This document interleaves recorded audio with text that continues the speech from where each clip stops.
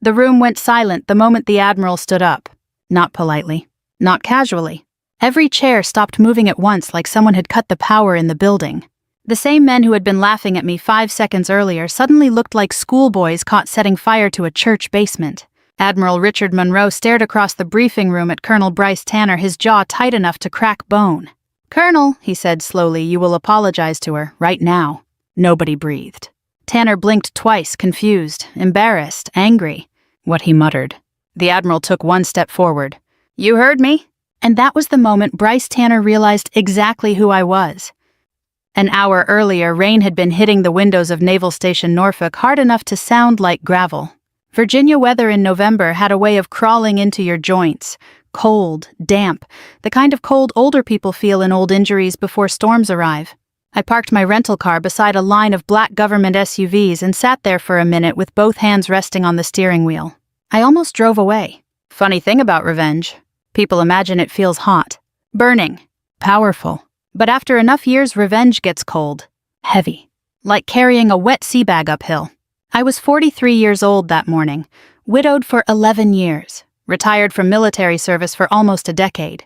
And despite all the stories people told about me, despite the whispers, despite the call sign, I was tired. I looked at my reflection in the rearview mirror. Dark dress, black coat, hair pinned neatly behind my ears. Not exactly what those men expected from someone called Ironhawk. I stepped out into the rain and walked toward Building C. Inside, the hallways smelled exactly the way military buildings always smell: burnt coffee floor polish, old paper, and recycled air. Some things never change. Young sailors passed me without looking twice. A lieutenant at the front desk asked for my credentials. The moment he read my name, his posture straightened. "Yes, ma'am." Still not used to hearing that tone.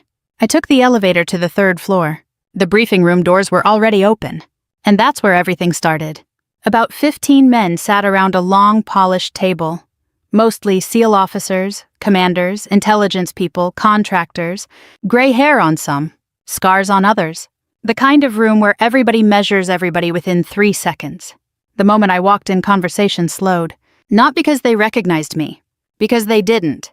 To them, I looked like somebody from Washington, maybe legal staff, maybe public affairs. Colonel Bryce Tanner leaned back in his chair near the center of the room, mid-50s, expensive watch, silver oak leaves on his collar, smile sharp as broken glass. I recognized him instantly. Time had thickened him around the neck, but not enough to hide the arrogance. He looked me up and down slowly. Then he smirked. "Well, now," he said loudly enough for everybody to hear. "Nice dress." A few men chuckled. Tanner folded his arms. "You here to brief us?" he asked, "or pour drinks after?" More laughter. Not cruel laughter exactly. Just the kind men use when they want approval from another man. I set my folder down calmly. Then I looked directly at him. Only if it's easier than making a man disappear from a mile away. The laughter stopped unevenly. A couple men exchanged looks. One younger officer actually smiled like he thought I was joking. Tanner leaned forward. "Oh, I like this already," he said. "What's your call sign, Princess?" There it was. Princess? I'd heard worse overseas from men bleeding in the dirt. Still, something about hearing it inside an American briefing room made my stomach tighten. I answered without blinking. "Ironhawk." The room changed instantly. Not dramatically, quietly, which is worse. One commander lowered his coffee cup halfway to the table and forgot to set it down. Another man turned toward me so fast his chair squeaked. And at the far end of the room, Admiral Monroe slowly stood up. His face lost color first. Then Tanner noticed, what Tanner asked with a laugh that sounded thinner now. The Admiral stared at me for a long moment. "You're Evelyn Carter." "Yes, sir." Tanner frowned. Then realization hit him like a truck through ice. Not full understanding. Just enough. Enough to scare him. The Admiral looked at Tanner. "Colonel," he said coldly, "apologized to Commander Carter." Nobody moved. Tanner gave a short laugh. "Come on, Rich, I was joking. Now." The room became painfully still. Tanner looked around, searching for support. Nobody helped him. Finally, he cleared his throat. "My apologies, Commander." I nodded once. "That's fine." But it wasn't fine. Not really.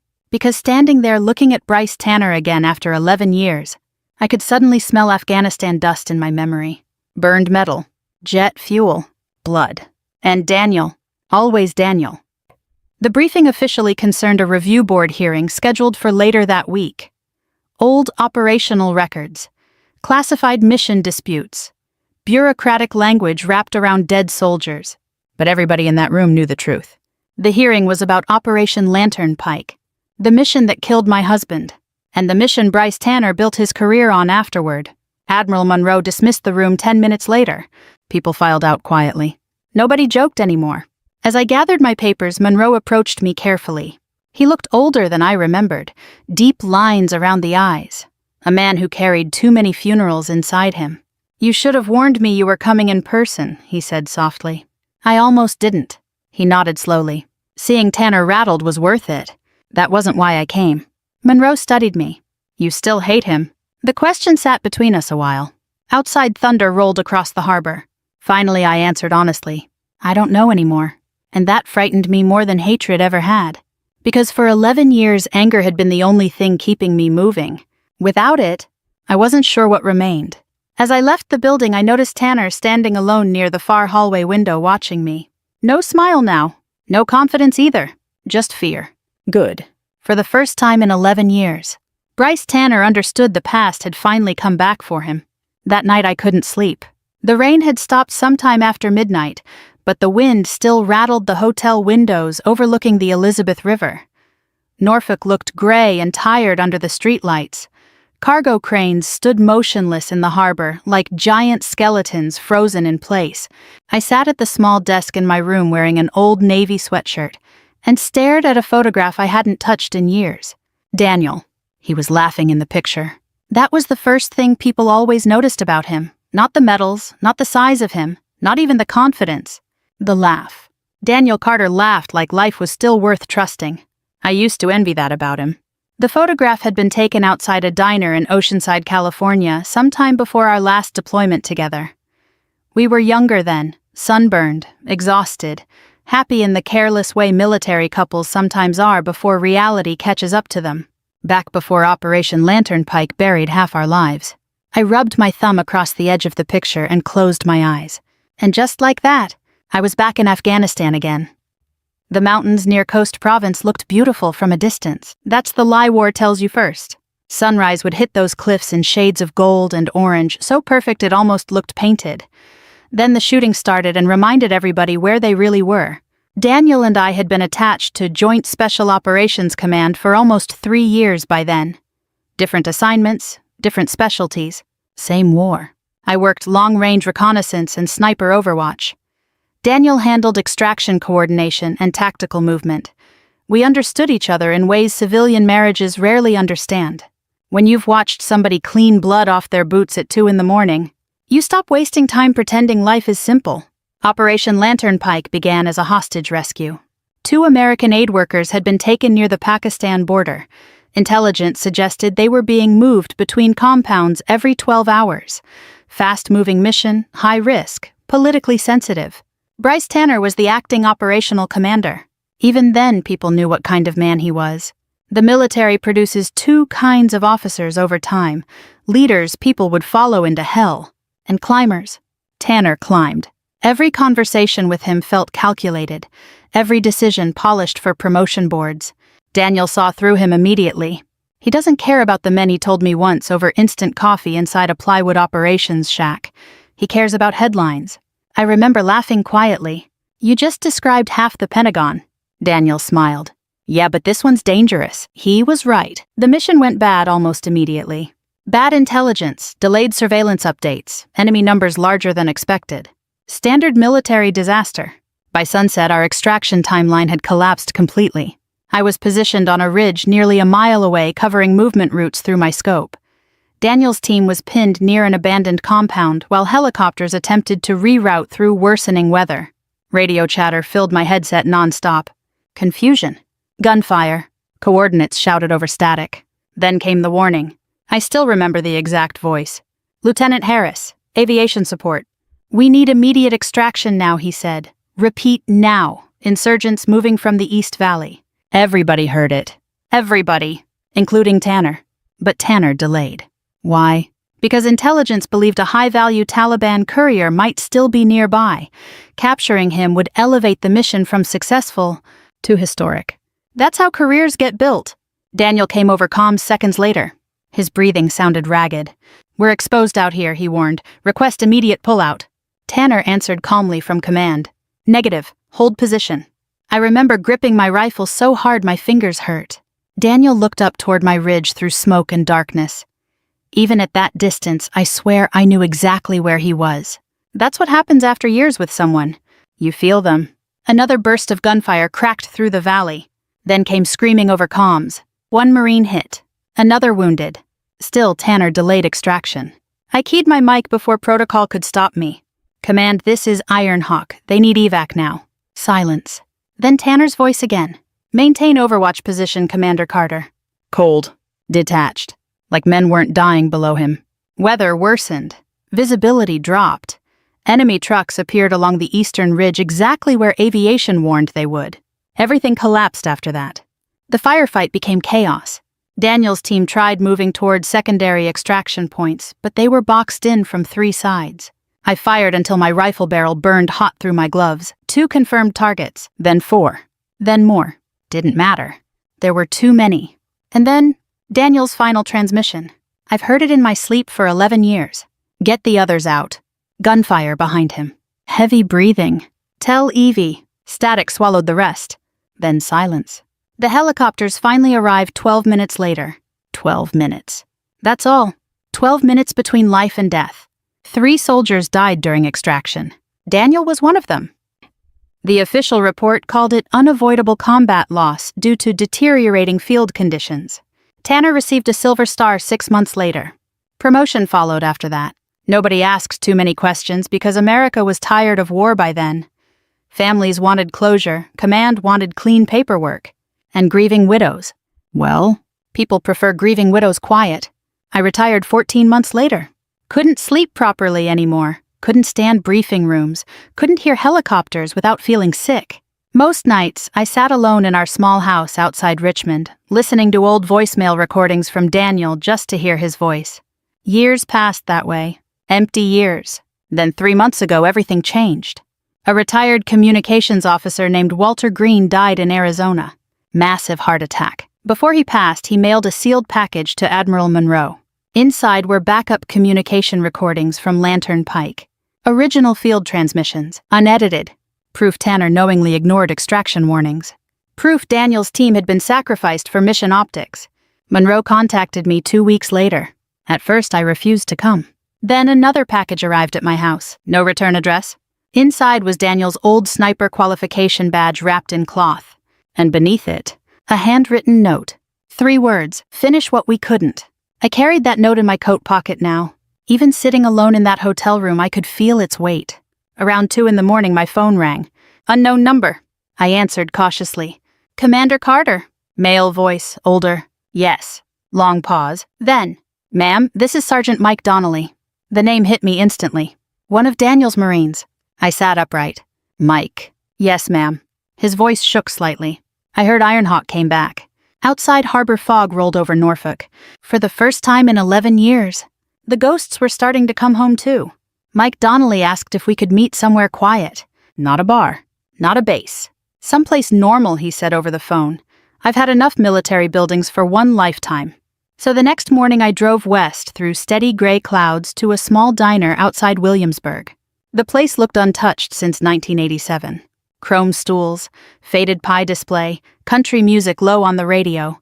A waitress refilling coffee like she'd been doing it since Reagan was president. Americans over 60 know places like that. Places where veterans sit alone at dawn staring into coffee cups they stopped tasting years ago. Mike was already there when I arrived. Older now, of course. We all were. His hair had gone mostly gray and arthritis had thickened his hands, but I recognized him immediately. Same square jaw, same tired eyes. He stood awkwardly when he saw me. For a second, neither of us spoke. Then he hugged me. Tight. Like a son hugging family at a funeral. "Ma'am," he whispered, voice cracking, "I'm sorry it took me this long." I closed my eyes. It wasn't your burden to carry alone. But we both knew that wasn't entirely true. We sat near the window while rain slid down the glass outside. Mike stirred his coffee for almost a full minute before speaking again. "You know what I remember most about Daniel?" I shook my head. "He always checked on the youngest guys first." Mike laughed softly through his nose. Every mission briefing, every convoy, didn't matter how tired he was. He'd look around and ask if everybody ate. I smiled before I could stop myself. That sounded exactly like Daniel. Mike stared down at his hands. He saved my life that night. There it was. The sentence hanging over both of us. He pushed me behind a wall before the second explosion. Mike continued quietly. If he hadn't... He didn't finish. Didn't need to. The waitress brought eggs and bacon we barely touched. Outside, tires hissed on wet pavement. Mike leaned closer. There are others willing to speak now. How many? More than you think. I studied him carefully. Why now? He looked embarrassed. Because we're old now. I frowned slightly. He sighed. When you're young in the military, you tell yourself survival comes first. Career first. Pension first. Family first. He swallowed hard. Then one day you wake up 63 years old realizing you spent 20 years lying to yourself about what kind of man you became. That one hit deep. Because age does something strange to people. It strips away performance. At some point, older Americans stop caring about appearances and start caring about whether they can still live with themselves. Mike reached into his jacket pocket and slid a folded paper across the table. Names, 7 of them. Former operators, pilots, communications personnel. Witnesses. One had moved to Montana. Another ran a bait shop in South Carolina. One was in assisted living after a stroke. Old soldiers scattered across America carrying the same guilt in different zip codes. I looked at the paper for a long time. Then Mike asked quietly, "You really gonna do this?" I thought about Daniel. About 11 years of silence. About Bryce Tanner standing safe behind medals bought with other men's blood. "Yes," I answered. Mike nodded once. "Then we're with you." Over the next 3 days, I drove hundreds of miles across Virginia and North Carolina meeting ghosts from another lifetime. Funny thing about veterans. You can go 10 years without speaking, then sit together over bad coffee and pick up conversations exactly where they stopped. I met Hector Ruiz outside his auto repair garage near Fayetteville.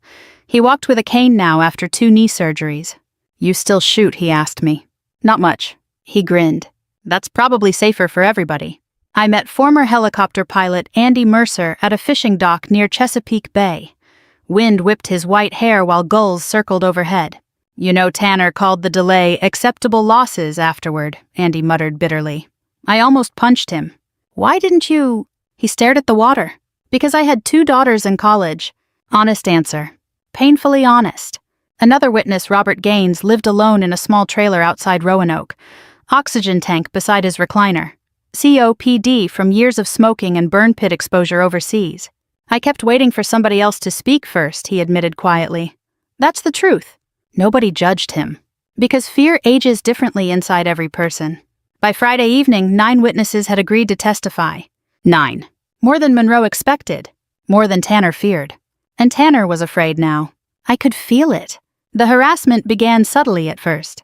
Anonymous emails questioning my mental health. Rumors spreading that trauma had made me unstable. One retired officer even called to advise me against embarrassing the Navy publicly. I listened politely before hanging up. Same old system. Protect the institution first. Truth second. Always second. Late Friday afternoon, I visited Arlington National Cemetery alone. Cold wind moved through the rows of white headstones like whispers. Daniel rested beneath a maple tree halfway up a quiet slope. I hadn't visited in almost 2 years. Grief changes shape as people age. At first it screams. Later it just sits beside you quietly every morning while you drink coffee. I knelt carefully beside his grave. "I'm tired, Danny," I admitted softly. My voice sounded older than I remembered. I thought hatred would keep me strong. Wind rustled dead leaves nearby. But I don't think that's true anymore. For a long while I simply sat there. No dramatic speeches. No tears. At our age, grief becomes quieter than television makes it seem. Finally, I touched the cold marble lightly. "I wish you were here," I whispered. And for the first time in 11 years, I realized this fight wasn't truly about revenge anymore. Not completely. Revenge keeps wounds alive. Truth lets scars close. There's a difference. As I walked back toward the cemetery entrance, my phone buzzed. "Admiral Monroe." "You need to get back here," he said immediately. "What happened?" Long pause. Then, "They're arriving." "Who?" "You'll see." The hearing was scheduled for 9 o'clock Saturday morning, inside a secured Naval Administration building near Norfolk Harbor. When my car turned into the parking lot at sunrise, I nearly stopped breathing. Men stood everywhere. Older men. Veterans. some in wheelchairs, some wearing old dress uniforms stretched tighter around aging shoulders. One man leaned on a walker beside a Marine with prosthetic legs. More cars kept arriving. Dozens of them. I stepped out slowly into the cold morning air. Mike Donnelly approached wearing full Marine dress blues despite the rain beginning again. "You did this?" I asked quietly. He shook his head. "No, ma'am." Then he smiled faintly. "Daniel did." One by one, the veterans turned toward me. And slowly, every single one stood up straighter. The hearing room smelled like old paper coffee and rain-soaked wool coats. By 8:30 that morning, every seat was filled. Not with reporters, not with politicians. Veterans, mostly older men. Gray-haired Marines sitting shoulder to shoulder beside retired Navy corpsmen and pilots who now needed bifocals to read briefing folders. Some carried oxygen tanks. Some rubbed aching knees every time they stood. And every one of them had come for Daniel. I stood near the back wall before proceedings began, quietly watching them settle in. There's something deeply American about old veterans gathering in silence. No speeches, no theatrics, just presence. A kind of quiet loyalty younger people sometimes forget still exists. Admiral Monroe approached me carrying 2 paper coffee cups. "Black right." I accepted one. "Still remember." "I remember everybody who mattered," he said softly. We stood together watching the room. "You nervous?" he asked. I considered lying. "Yes." He nodded once. "Good, means you still care." Across the room, Bryce Tanner entered through the side doors surrounded by attorneys and 2 younger officers carrying files. Conversations immediately stopped. Tanner wore his uniform perfectly. Of course he did. Rows of ribbons. Polished shoes. Silver hair trimmed carefully. The image of military authority. But I noticed something immediately. He looked tired. Not physically. Spiritually. Like a man who hadn't slept properly since hearing the name Iron Hawk again. His eyes found me across the room. Held there. Neither of us smiled. One of his lawyers leaned toward him, whispering something. Tanner answered without looking away from me. Fear changes people. Especially powerful men unused to feeling it. At precisely 9 o'clock, the hearing board entered. 3 senior officers. 1 civilian oversight representative. Doors closed. Recorders switched on. And just like that, 11 years of silence began cracking open. The board chairman started formally. This hearing concerns operational conduct during Operation Lantern Pike, conducted October 17, 2014. Bureaucratic language? Clean language? Language designed to make tragedy sound organized. Tanner's attorney spoke first. Naturally. He called the renewed investigation emotionally motivated revisionism fueled by trauma-related memory distortions. I almost laughed at that. Amazing how often institutions label truth inconvenient only after widows start talking. The attorney continued for nearly 20 minutes describing battlefield confusion, difficult command decisions, and heroic leadership under impossible circumstances. Tanner sat upright beside him, nodding solemnly. Perfect officer posture. Perfect public face. Then witnesses began speaking, and the performance started falling apart. Mike Donnelly testified first. His hands shook slightly while taking the oath. Not from fear. Arthritis. Age humbles everybody eventually. He described the ambush calmly, methodically. Then he looked directly at the board. "Daniel Carter saved my life." Simple sentence, powerful enough to silence the room. Mike explained how evacuation warnings had reached command repeatedly. "How certain are you?" one board member asked. Mike answered immediately. "Because I heard Colonel Tanner acknowledge them himself." Tanner shifted in his chair. Second witness. Former pilot Andy Mercer. He described weather deterioration and repeated extraction requests denied from command. "Were conditions survivable?" the board asked. "Yes, sir," Andy replied, "if extraction happened when requested." Tanner's attorney objected constantly. Speculation. Incomplete recollection. Emotional interpretation. But facts kept stacking like bricks. One witness after another. A communications specialist testified official logs had later been edited. Another officer admitted casualty timelines no longer matched archived transmission data. And slowly, the room's atmosphere changed. You could feel people realizing they weren't hearing isolated complaints anymore. They were hearing a cover-up. By noon, Tanner looked visibly strained. Sweat gathered beneath his collar despite the cold room temperature. His attorney requested recess twice. Denied both times. Then Admiral Monroe called my name. I stood slowly. The room became perfectly still. Not because I was famous, not because of the call sign. Because everybody knew widows carry truths institutions fear most. I took the witness chair and raised my right hand. The oath felt strange after all these years. The board chairman spoke gently. "Commander Carter, whenever you're ready." I folded my hands together. For a moment, I simply looked at Tanner. And suddenly, I saw him clearly. Not a monster. Not a villain from movies. Just a weak man who valued ambition more than human lives. Sometimes evil is disappointingly ordinary. I was positioned on overwatch during Lantern Pike. I began quietly. No dramatic voice. No anger. Just truth. I described the ridge, the weather, the radio traffic, the repeated warnings.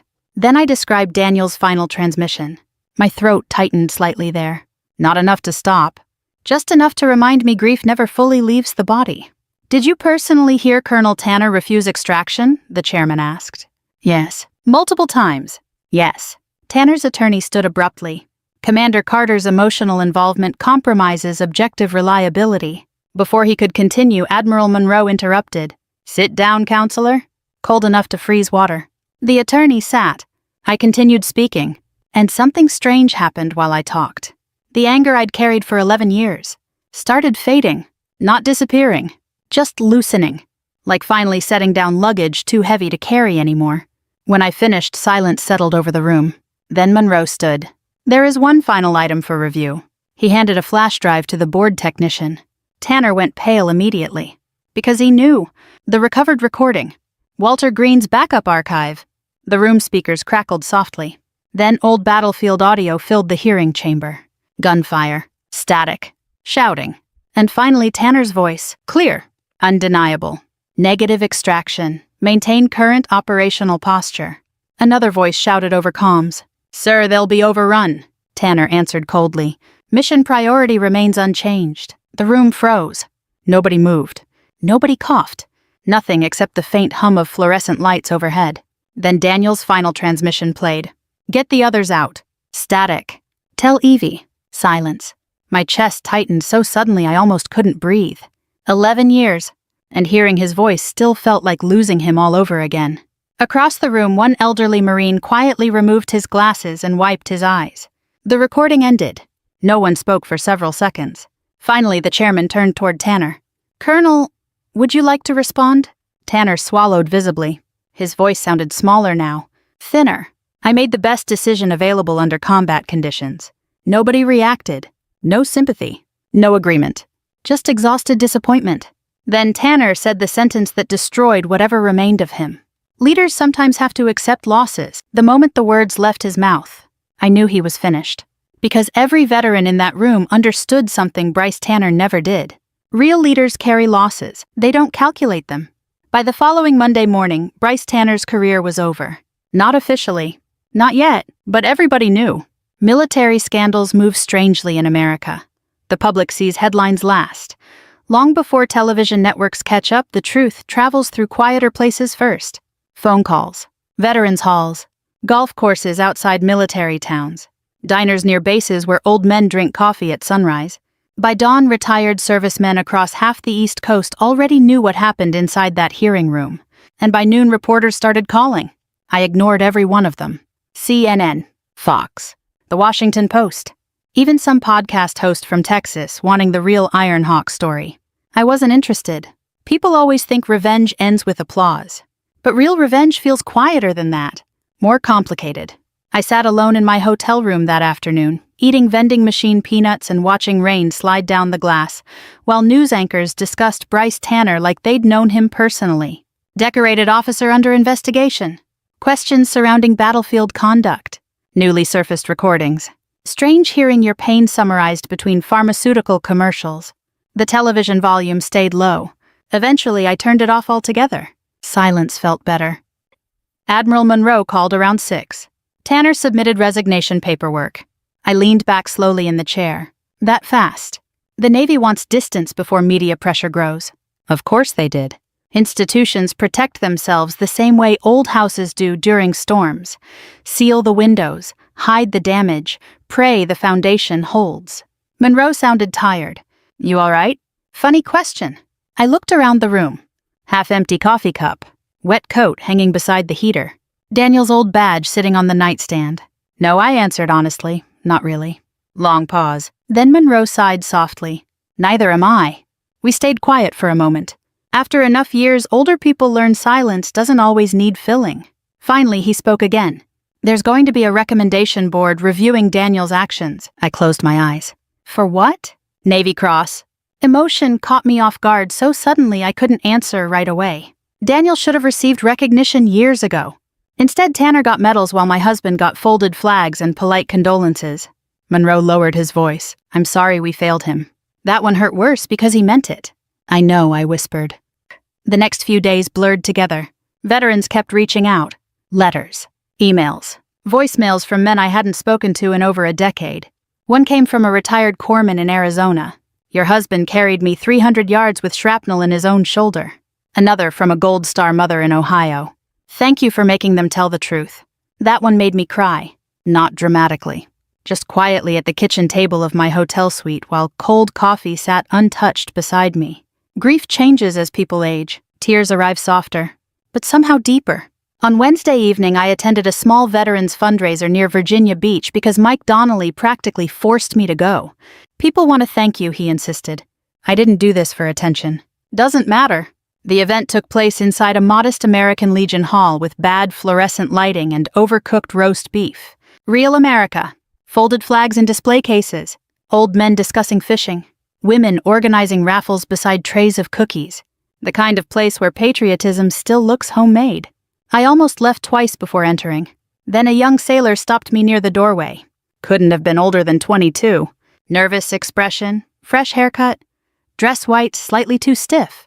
Commander Carter. Yes. He swallowed hard. My name's Ethan Brooks. I waited politely. Then he said something I still think about. I was going to leave the Navy next month. That surprised me. Why? He looked embarrassed. Didn't trust leadership anymore. Fair answer. A lot of younger servicemen feel that way now. He glanced down briefly before continuing. But after hearing about your husband, he shrugged slightly. I don't know.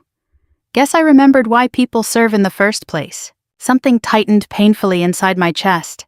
Not rage, not grief. Something gentler. Hope, maybe. Ethan smiled awkwardly. Men like Daniel Carter are the reason people still believe honor means something. Then he shook my hand and walked away before I could answer. I stood there stunned, because after 11 years of anger, some young kid in dress whites had just reminded me revenge wasn't the entire story. Legacy was. Later that night, several older veterans gathered around my table after dinner.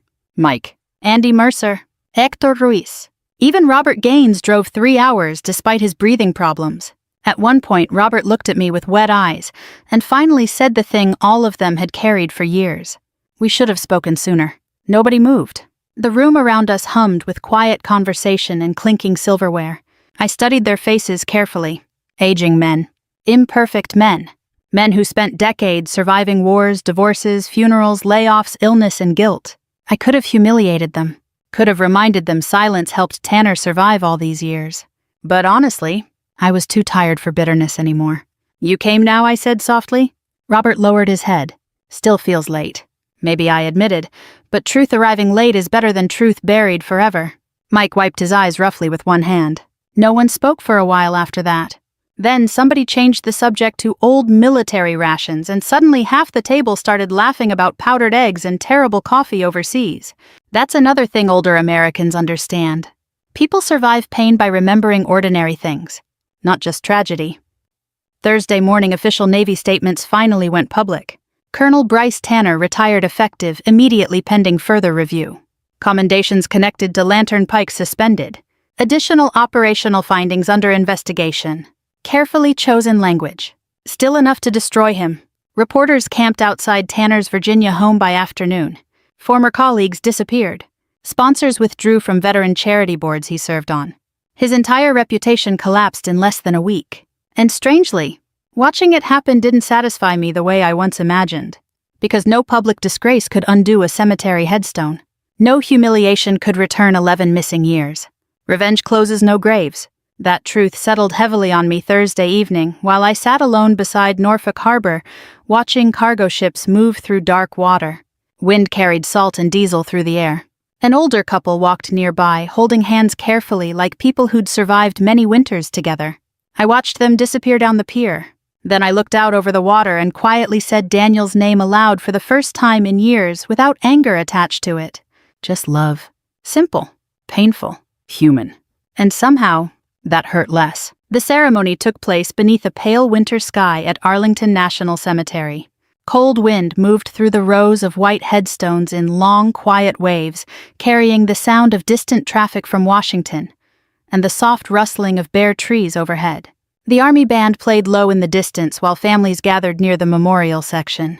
I arrived early. Old habit. Daniel used to tease me about that. Evie, he'd laugh, you show up 30 minutes early to your own birthdays. Funny the things grief lets you remember. Not the dramatic moments first. The ordinary ones. The way somebody laughed. The way they folded towels. The songs they hummed while driving. I stood near Daniel's grave wearing a black wool coat and gloves, watching veterans slowly gather across the hillside. More than I expected came. Mike Donnelly arrived with his grandson. Hector Ruiz wore dress blues despite obvious pain in his knees.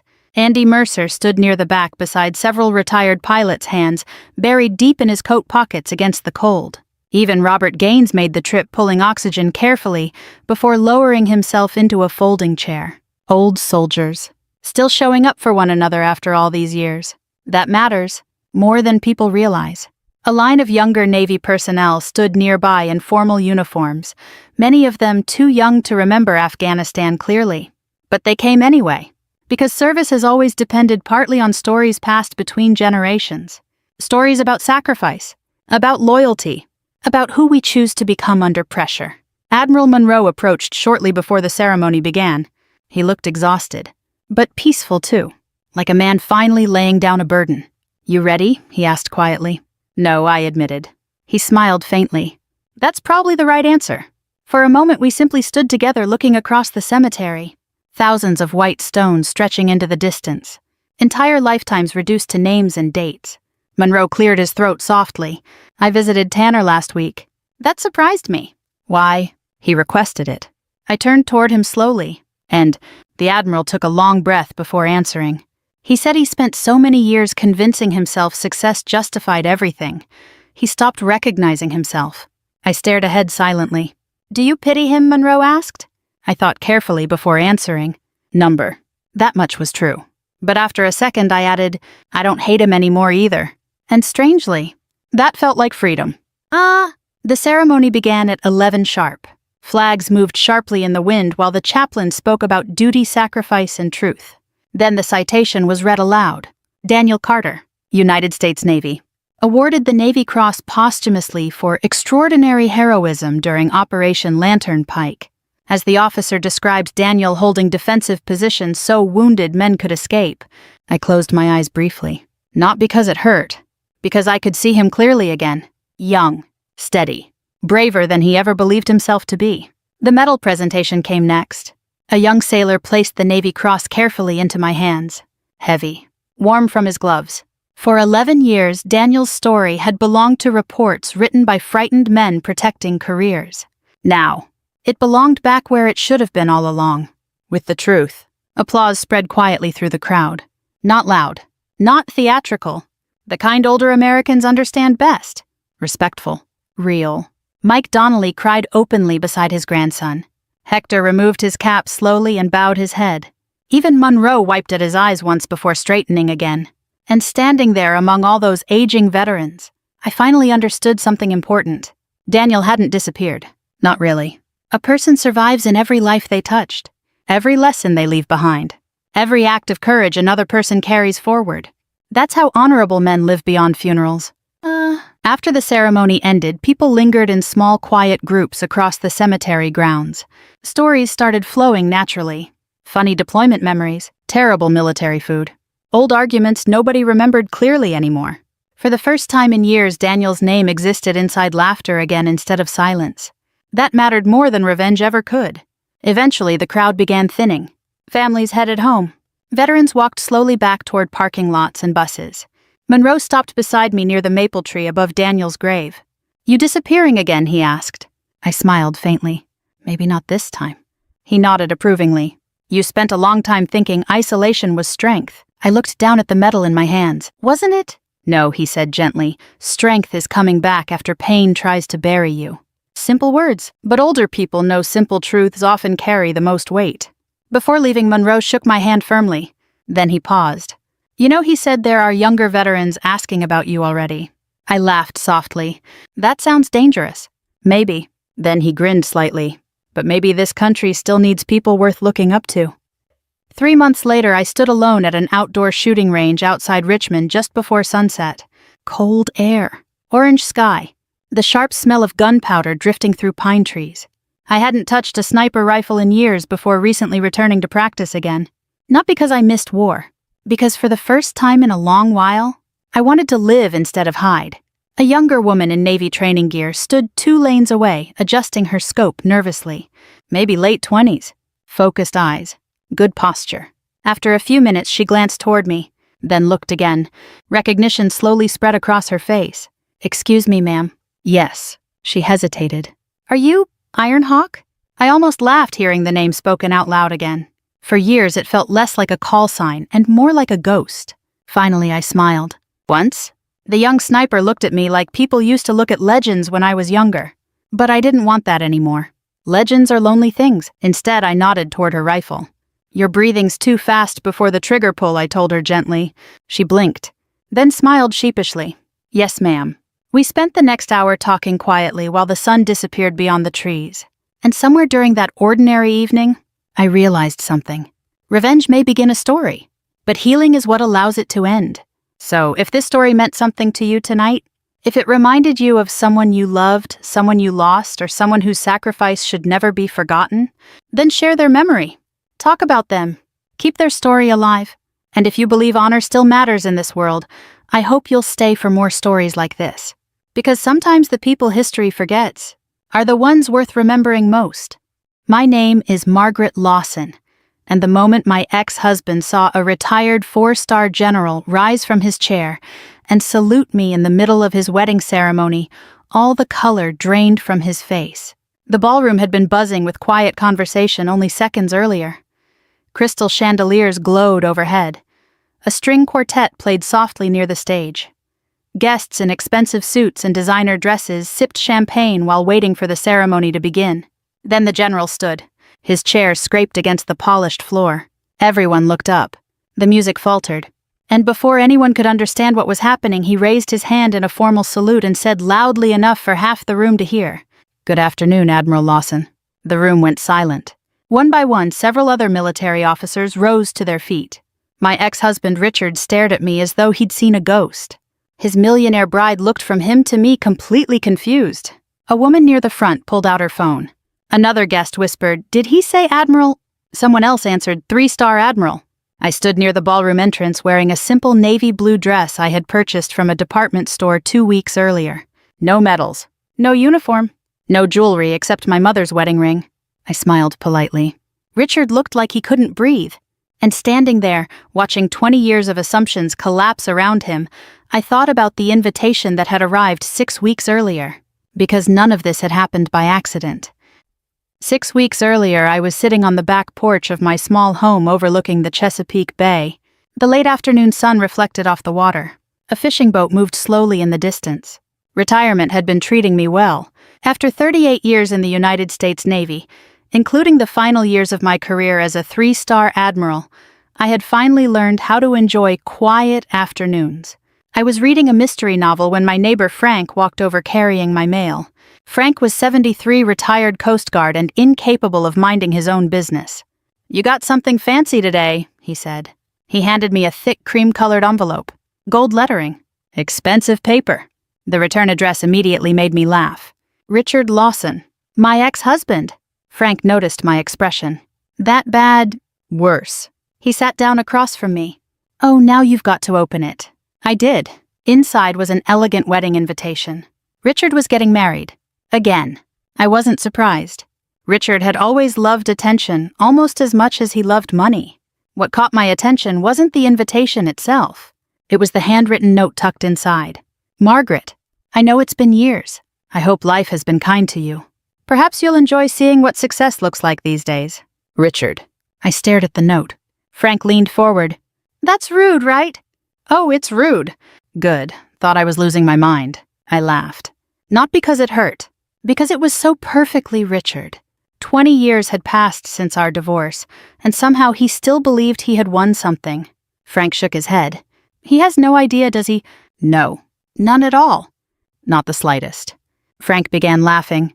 You see, Richard thought my life had fallen apart after our marriage ended.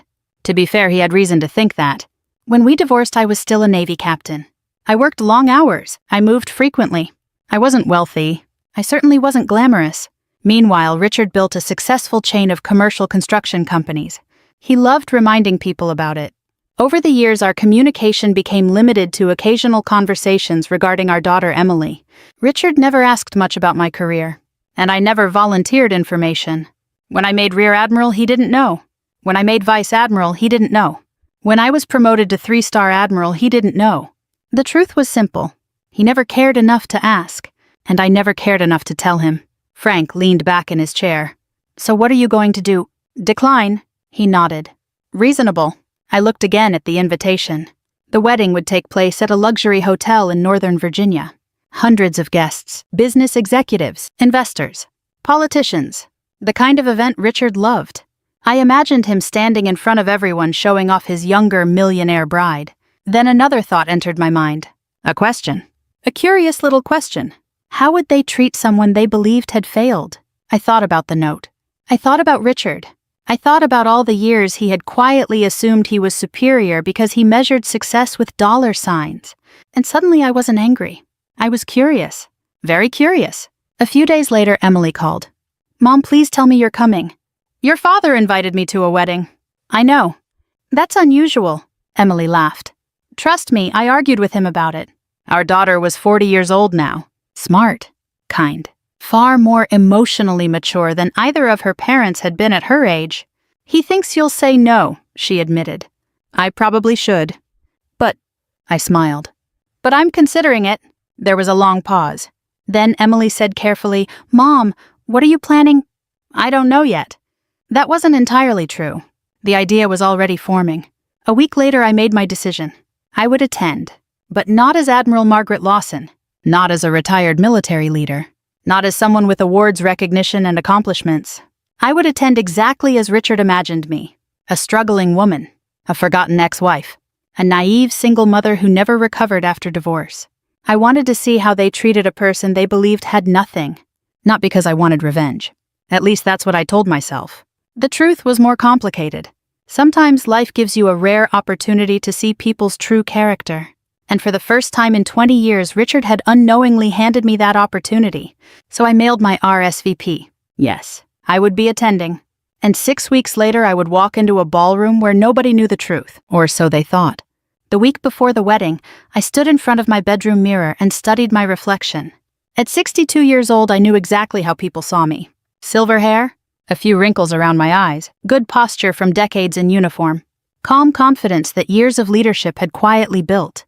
The problem was that confidence. Confidence gives people away. I wasn't trying to look important. I was trying to look ordinary. The kind of woman people overlook. The kind of woman Richard expected to see. I opened my closet and ignored the tailored jackets, elegant dresses, and formal outfits I'd accumulated during years of military ceremonies and official events. Instead, I selected a simple navy dress from a department store. Nothing wrong with it. Nothing remarkable about it either. The dress was modest, inexpensive, and slightly old-fashioned. Perfect. Then I chose a pair of comfortable shoes. No jewelry except my mother's wedding ring. No designer handbag. No signs of wealth. No signs of status. No clues. When I finished, I looked less like a retired 3-star admiral and more like a retired school secretary attending a distant cousin's wedding. Exactly what I wanted.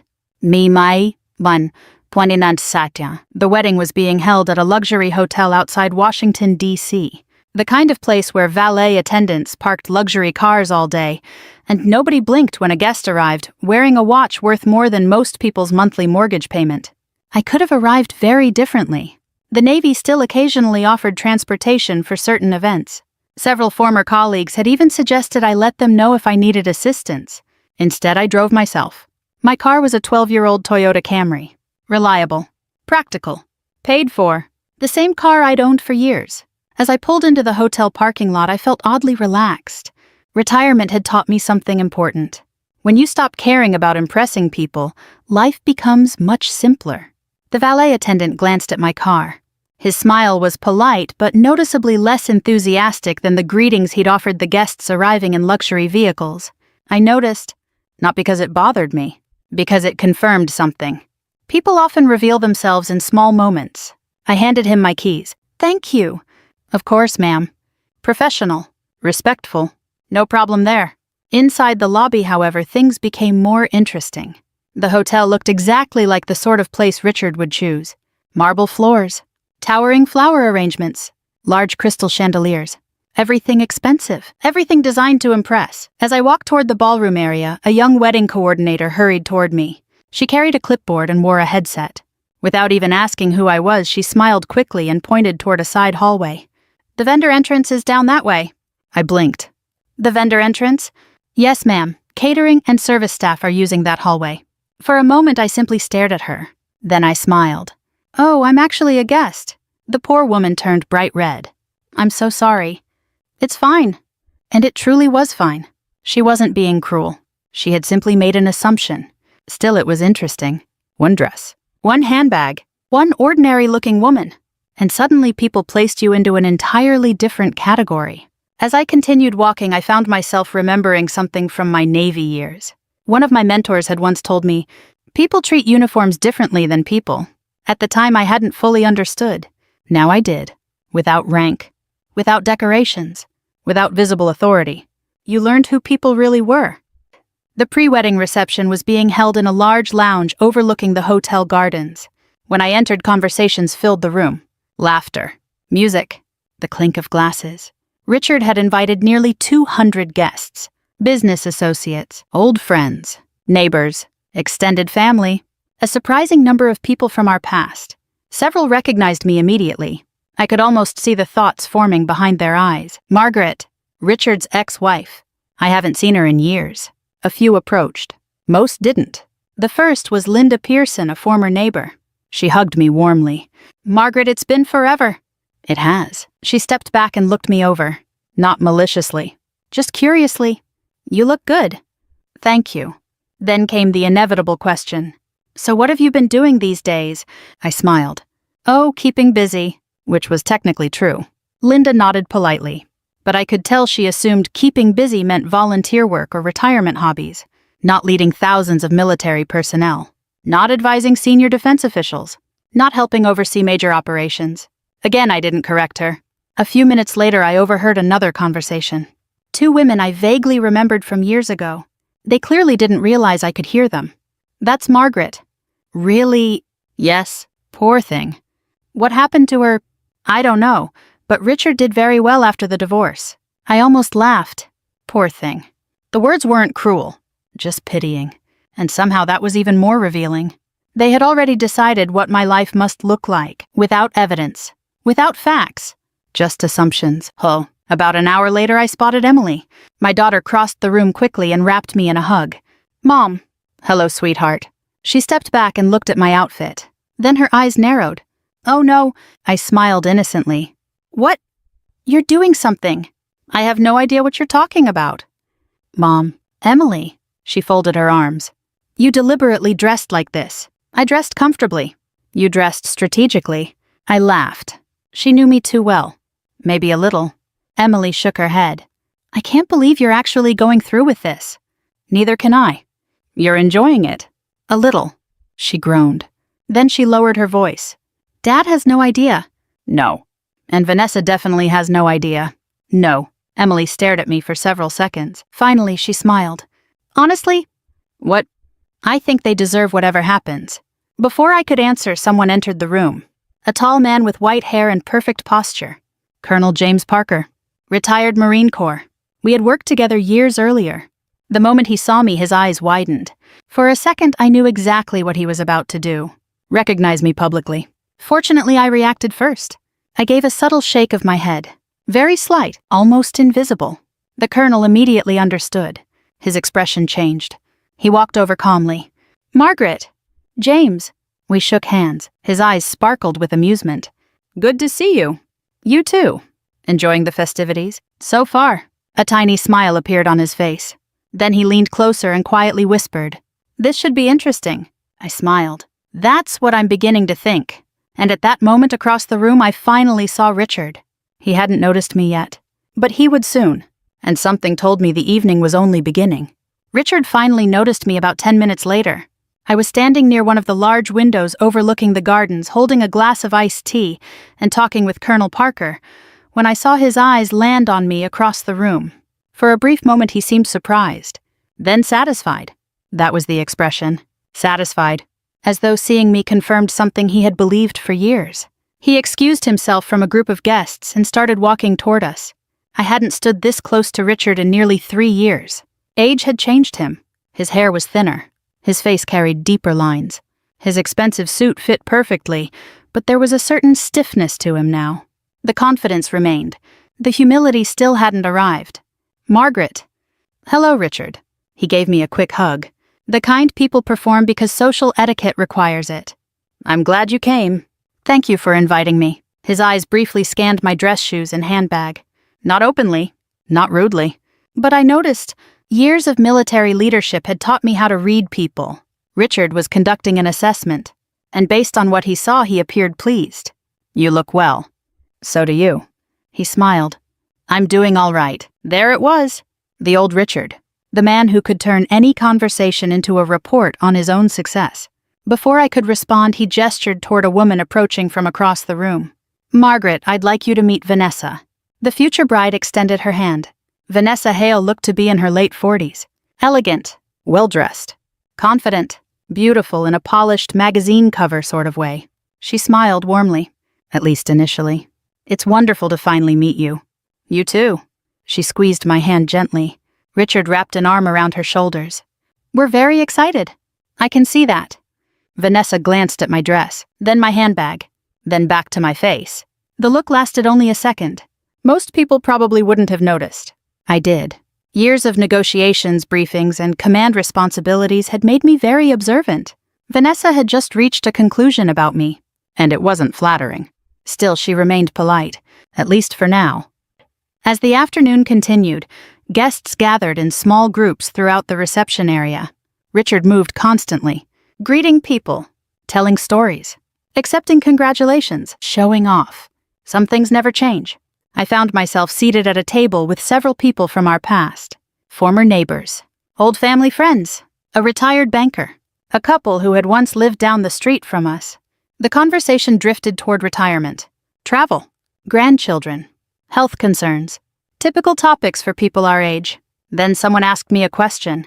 "So, Margaret, what have you been doing all these years?" The table became quiet. I took a sip of tea.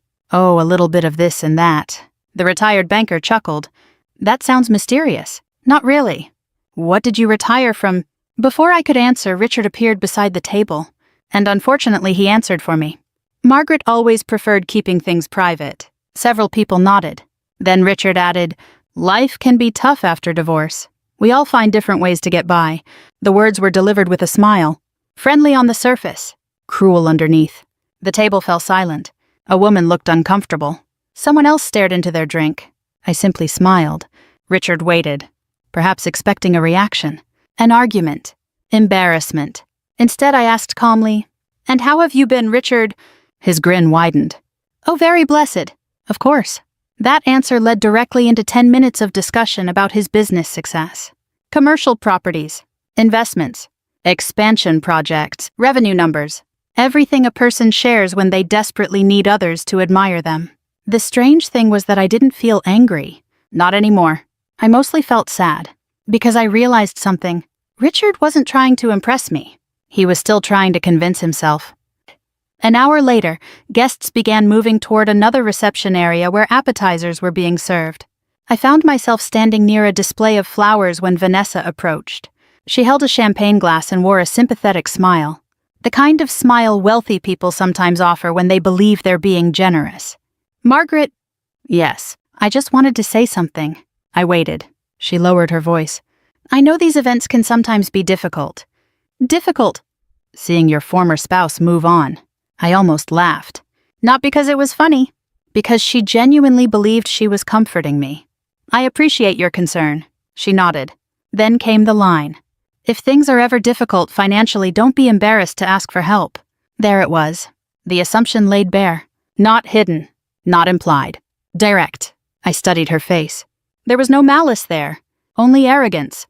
The kind arrogance often creates. She honestly thought she was being kind, which somehow made it even more fascinating. That's very generous, I said. She smiled. We all need help sometimes. Then she walked away. I watched her go. Not offended. Not hurt. Simply amazed by how quickly people construct stories about strangers. Later that evening, I stepped outside onto a terrace overlooking the hotel grounds. The sun was beginning to set. The air felt cooler. For the first time all day, I was alone. Or so I thought. The door opened behind me. Emily stepped outside. She carried 2 cups of coffee. One for herself. One for me. I thought you might need this. Thank you. We sat together. For a few minutes, neither of us spoke. Finally, Emily sighed. I owe you an apology. For what? I should have stopped this. Stopped what? She gestured toward the ballroom. The way they're treating you. I shook my head. No. They think you're struggling. I know. They pity you. I know. She looked frustrated. Doesn't that bother you? I thought carefully before answering. A long time ago it would have. And now I know who I am. Emily stared at me. Then she smiled softly. That's probably why you're handling this better than I am. I laughed. Age helps. Mom? Yes. You know Dad invited you because he wanted to prove something. I know. He wants everyone to believe he won. I looked out across the gardens. The setting sun painted everything gold. After a long pause, I said, The funny thing is, Emily, marriage isn't something you win. She nodded slowly. No. No, it isn't. When we returned inside, the atmosphere had changed slightly. More guests had arrived. More conversations filled the room. And near the entrance, I noticed something unexpected. 3 additional retired military officers had entered the reception. Men I recognized immediately. Men who recognized me. One of them froze when he saw me. Another smiled. A third looked dangerously close to announcing my entire career to the room. Again, I gave the smallest shake of my head. Please don't. Not yet. Thankfully, they understood. But I could tell something important. The number of people who knew the truth was growing. And sooner or later, keeping that truth hidden was going to become impossible.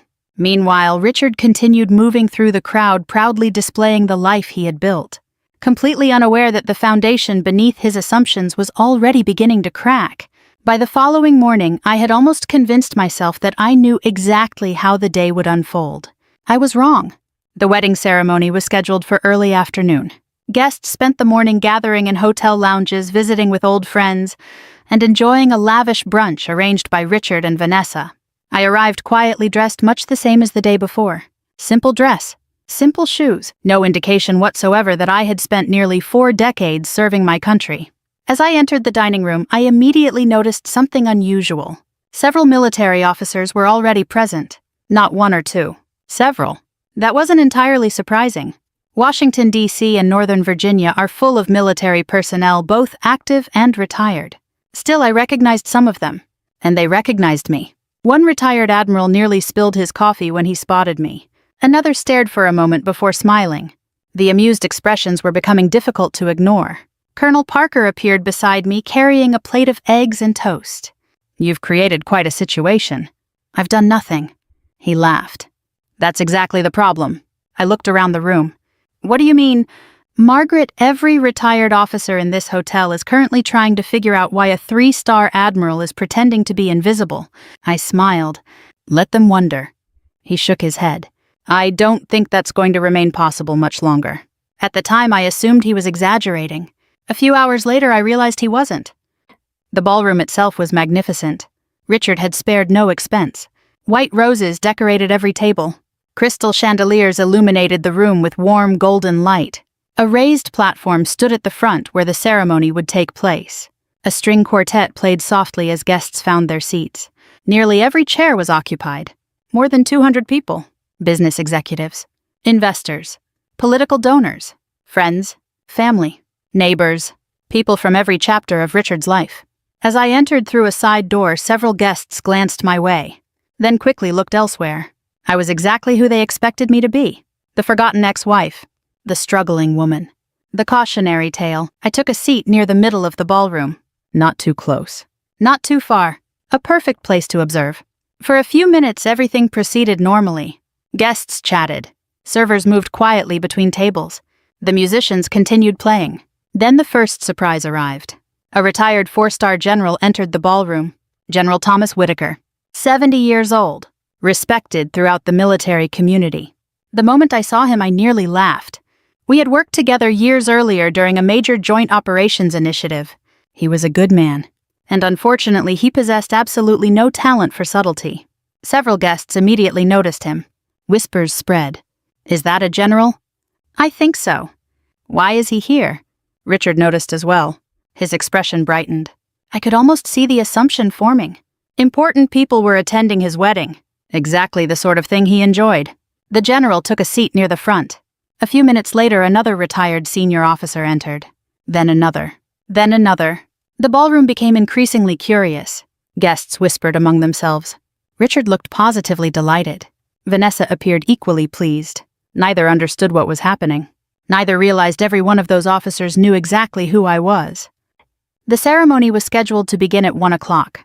At 12:58, I stepped into the hallway to make a brief phone call. When I returned 2 minutes later, everything changed. I pushed open the ballroom door. The quartet continued playing. Guests remained seated. Conversations filled the room. For one brief second, nothing seemed unusual. Then General Whitaker looked up. Our eyes met, and I knew immediately. Oh no, he forgot the plan. The general rose to his feet. Not slowly, not casually, immediately. The scraping sound of his chair echoed through the ballroom. Dozens of people turned toward him. The musicians hesitated. Conversation stopped. And before I could stop him, General Whitaker raised his hand in a formal salute. Good afternoon, Admiral Lawson. Silence. Absolute silence. Every sound in the room disappeared. I stood frozen near the entrance. The general maintained his salute. Then another officer stood. And another. And another. Within seconds, several retired military leaders were standing. Every one of them looking directly at me. Every one of them acknowledging my rank, my identity, my service. The truth. The ballroom seemed to stop breathing. I lowered my head slightly and returned the greeting. Good afternoon, General. The words had barely left my mouth before whispers exploded throughout the room. Admiral, what did he say? 3-star Admiral. No way. It can't be. Across the ballroom, Richard looked utterly confused. Vanessa stared at me, then at the general, then back at me. For the first time all weekend, neither of them appeared confident. The next 30 seconds felt surreal. One retired Navy officer approached. Congratulations again on your promotion, Admiral. Another smiled warmly. It's an honor to see you, ma'am. A third extended his hand. Thank you for your service. Guests began pulling out their phones, searching, typing, verifying. I watched the realization spread across the room like a wave. First confusion, then disbelief, then shock. One woman gasped loudly. A man near the front muttered, "My God." Another guest held up his phone. On the screen was an official photograph from my promotion ceremony. Uniform, stars, medals, everything. The image circulated rapidly. People passed phones back and forth. Whispers became conversations. Conversations became astonishment. The struggling ex-wife had suddenly transformed into one of the highest-ranking women in the United States Navy. Then I looked at Richard. I'll never forget that moment. Not because I hated him, not because I enjoyed seeing him embarrassed, but because I saw genuine confusion. His entire understanding of reality had just shattered. For 20 years he had believed a story. Margaret needed him. Margaret struggled without him. Margaret never achieved much after the divorce. Now that story was collapsing in real time, and he had no idea what to do with the truth standing in front of him. Vanessa looked even more stunned. Her face had turned pale. The woman who offered me financial help the previous day now appeared unable to form a complete sentence. Around them, guests continued discovering details. Articles, photographs, military awards, promotion announcements, official biographies, evidence everywhere. Evidence Richard had never bothered to seek, because he had already decided who I was, and now the ballroom was discovering something neither he nor Vanessa expected. The woman they pitied wasn't sitting at the bottom looking up. She had spent years quietly standing at the top without ever needing anyone's approval. The strangest thing about public humiliation is that it often says more about the person experiencing it than the person causing it. I never intended to embarrass Richard. That was the truth. I hadn't walked into the ballroom hoping for revenge. I hadn't arranged for General Whitaker to salute me. I certainly hadn't planned for half the room to discover my military career within 30 seconds. Yet there we were, 200 guests whispering, phones glowing, conversations buzzing, and Richard Lawson standing in the center of it all, looking as though the ground beneath him had suddenly disappeared. The wedding coordinator hurried around trying to restore order. The musicians awkwardly resumed playing. Guests slowly returned to their seats. The ceremony eventually began. But something fundamental had changed. The room no longer saw me as Richard's ex-wife. Now they saw Richard as Admiral Lawson's ex-husband. And that difference clearly unsettled him. The ceremony itself passed in a blur. I listened respectfully as Richard and Vanessa exchanged vows. They seemed genuinely happy. And despite everything that had happened, I found myself hoping their marriage would succeed. At our age, people deserve companionship. They deserve peace. Life teaches you that eventually. Afterward, guests moved into the reception hall. The atmosphere felt completely different from the day before. People who had barely acknowledged me were suddenly eager to speak. Several approached my table. One woman smiled nervously. I had no idea. I smiled back. Most people didn't. A retired businessman shook his head. 3-star Admiral, that's incredible. Thank you. Another guest leaned forward. Why didn't you tell anyone? I laughed softly. Nobody asked. That answer generated more laughter than I expected. But it was true. Richard had spent 20 years assuming. I had spent 20 years living. Those are very different things. About halfway through the reception, I stepped outside onto a quiet terrace overlooking the gardens. The afternoon sun hung low in the sky. Birds moved between the trees. For the first time all day, things felt peaceful again. Then I heard footsteps. I didn't need to turn around. I already knew who it was. Richard stopped beside me. Neither of us spoke immediately. For several moments, we simply stood there looking across the gardens. Finally, he sighed. I don't know where to begin. I nodded. That's understandable. He looked older than he had the day before. Not physically. Emotionally. Like a man who had suddenly been forced to examine parts of himself he preferred to ignore. You're really an admiral? I smiled. Yes. A 3-star admiral? Yes. He shook his head slowly. My God. There wasn't much else to say. The facts spoke for themselves.